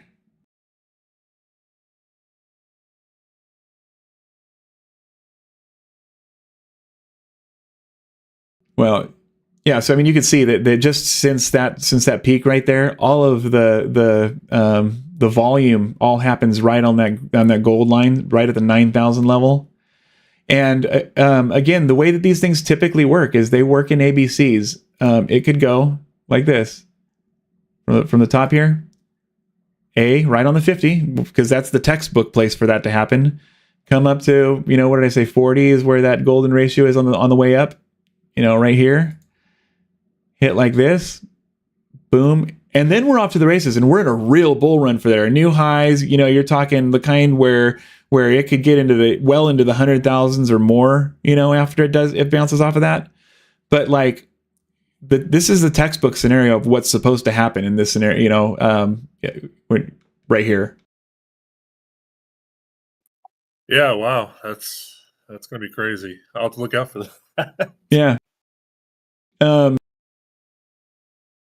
There's other scenarios too. This could be the ABC. It happens like this sometimes, So and this is kind of what we're hoping is the way that it happened. Is this is the A, the B like this, and then the C like this, and then we're off to the races. That's another very likely scenario too. The other one's a little bit more common, but since Bitcoin is an exponentially growing coin, these types of setups have happened in the past, and it wouldn't be unheard of for something like this to happen.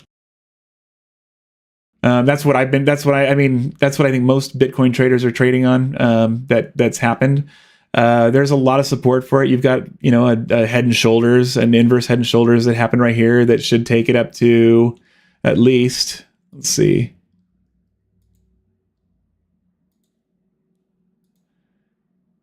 40,000 again. This is where where that would land if that were the case in a bearish scenario. This is the 1-to-1 from this right here. This is where the head and shoulders says that it should end up, So it's a good place for a reversal at 40. Psychologically, 40,000, great place for a reversal. Okay, yeah, that's interesting. If you don't mind me asking, how did you get that tool with the golden ratio? Sure thing. So if you're in your trading view, go to your Fibonacci tool, which is right here, the Fib retracement tool. Okay. And mess around with this. This is good homework too. Take your Fibonacci tool or your retracement tool, and then chart it from lows to highs. Now it's going to look different than mine, and I'll help you get it set up if you want to. Yeah, mine has a bunch of colors on it. Yeah. It's going to look very different. It's called so what? What is that? Retracement. Fibonacci retracement. Thank you. I can read, I swear. Yeah, and then it looks like I'm tracing a. Yeah. So do so draw one out real quick, and then double click on it. Okay. Okay, and you see my screen right now? Yes. Okay, so copy mine exactly as it is.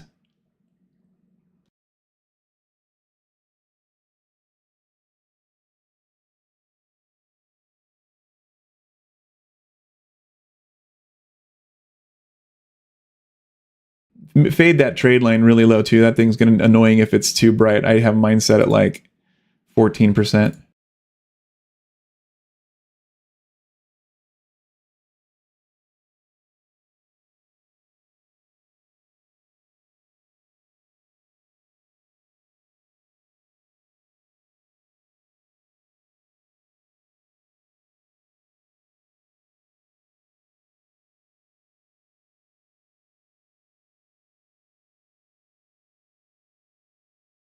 Let me know when you want me to move down because there's other stuff down there.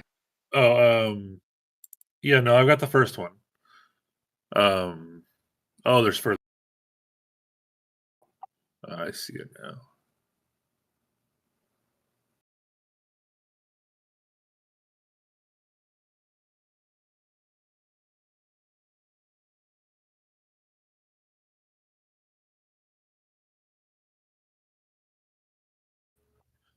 It won't let me select the very last thing that says fib levels based on log scale. Okay, hit OK out of that. I'm sure it's fine. Yeah, no, it's gonna make a difference. So and then hover over the price bar like where I have mine right here, and click on the logarithmic, the little blue, the box right here. Cool. Make sure that that's highlighted blue. Yep. It is? It is now.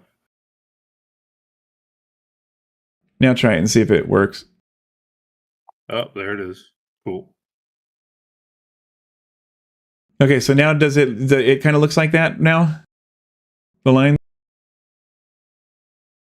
Yes, it looks very much like yours now. Thank you. Okay, so back in this menu, click right here. This little box where it says template. And hit save as. And then call it golden ratio and 50. Just like I had it right here. That's what I call mine the golden ratio and 50.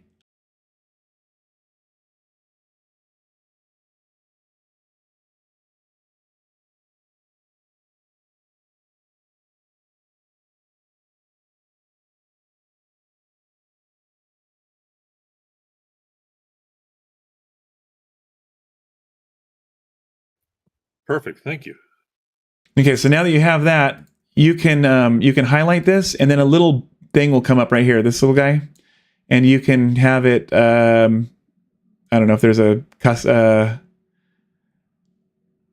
don't know, default or something on there, but you can change yours. Like I have mine a different things, but that's the one I use the most is either that or the golden pocket one. But I have different things that I use it for, but that one's the one that comes in the most handy.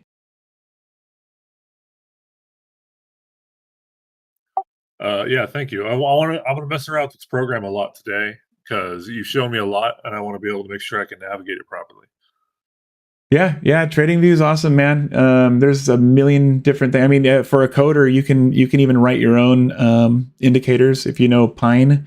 But if you don't know Pine, AI does know Pine, so AI can do a lot of the work for you too. I know a little bit of Pine, but I might just take other people's examples to start with and then slightly change them based on my own needs later on. Yeah. I've got a custom indicator that I use that I can show you. It's so the that RSI tool that I was talking about, the oscillator.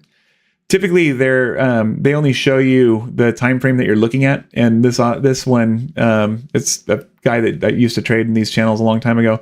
He wrote it, and it shows the where the RSI is on multiple time frames because it's going to be different on every time that you're looking at. That's cool. Yeah, so that's one that I like to use often. It just shows you more information on the same screen, Yeah, no, I would definitely like to see that a little bit later. I want to get accustomed with what I'm working with before I go that far. Yeah. So what I'll do is I'll go through I'll just go coin by coin, and I'll go on a higher time frame. I'll use a better example. Go on a high time frame, and I'll just make these little Fibonacci notes, kind of where I'll start low. I'll see where they're at on it. And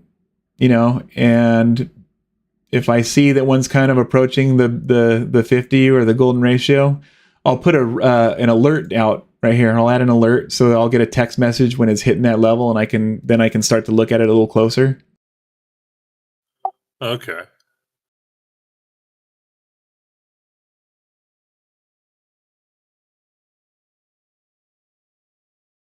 But yeah, I'll just go through these, and you'll see every single one of these has one of those Fibonacci lines from the bottom to the top, and and I'm kind of watching every one of them just to, every day, and then just like when I made that Sol trade on September 11th, it'll find that perfect little spot where it's like, okay, this is the one, and I'll watch these things for days and weeks or months sometimes, just like waiting for it to get to that area.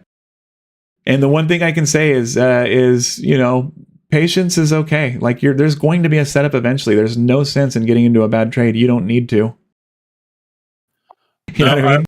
I like your style a lot. The day trading on its own, like actual, trading within hours, feels a little anxious to me. I like the wait and see type mentality that you have, for lack of a better term.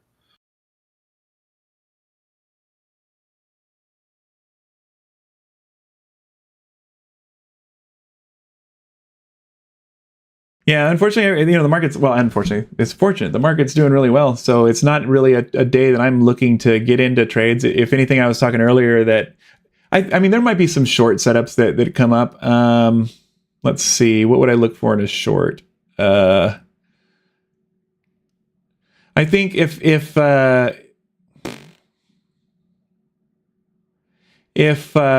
this were to come down and go below 32.33 ish, that might indicate that it would be a good entry to kind of, I might do a short hedge right here.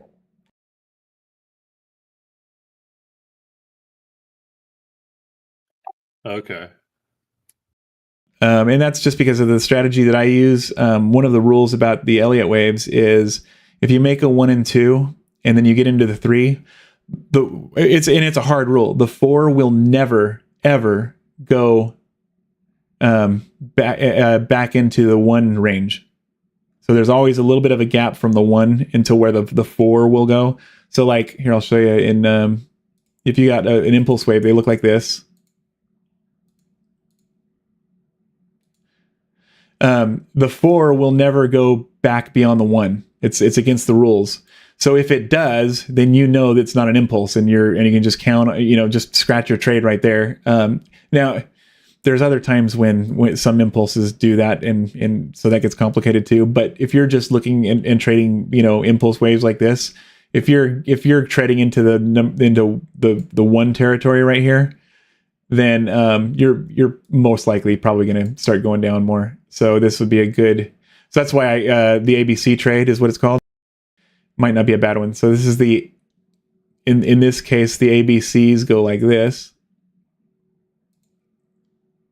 A, B, C, and then the next impulse down starts. And so if you're crossing this, which you thought was a 1 into a 2, and it starts to move back down to there, more than likely you hit an A, B, and C, and you're actually starting to correct downward again. Okay.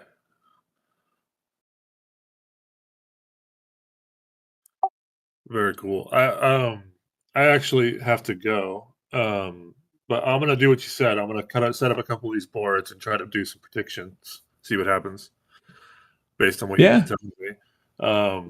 What I would do too is go to the past, take a coin with a lot of history, or even just like on a smaller time frame, you can do it on like um,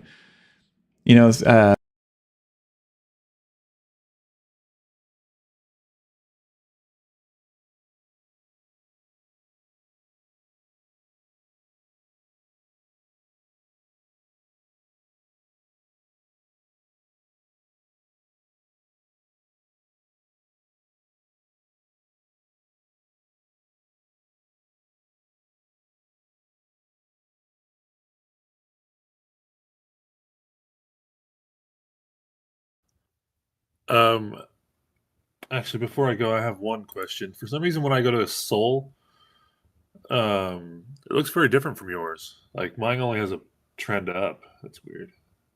Yeah, so the soul. So I have that too. Like this is a soul for this is KuCoin's soul. And KuCoin started going adding Sol to their exchange in August of 21. So anything before KuCoin added it isn't going to show up on their chart. So I went in when I use Sol for long-term stuff, I use the Binance version because they had it on since August of 20.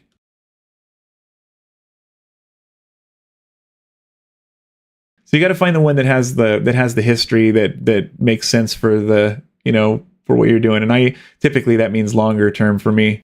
So Binance is a good one. Okay, cool. Thank you. I gotta go. You've been really great. I'm definitely gonna tune in as many times as I can for when you're doing it. But it's been nice talking to you. Likewise, man. Yeah, no, thanks. And no, I'll be in the chat I'm gonna try and keep myself in here. I'm working from my computer all day, so if I start hearing people on voice chat or whatever, I can take a little break and hop on for a bit. So yeah, come on in. Cool. Thanks. I'll see you later. All right, we'll see you, Smoke Monkey. Maybe I should change that name, huh? Yeah, figure something that maybe rolls off the tongue better. Smoky might, or something. I don't know. Yeah. Smunky would be good. Smunky. Oh my goodness. All right. Thanks, man. See you later. Yeah, man. I'll see it.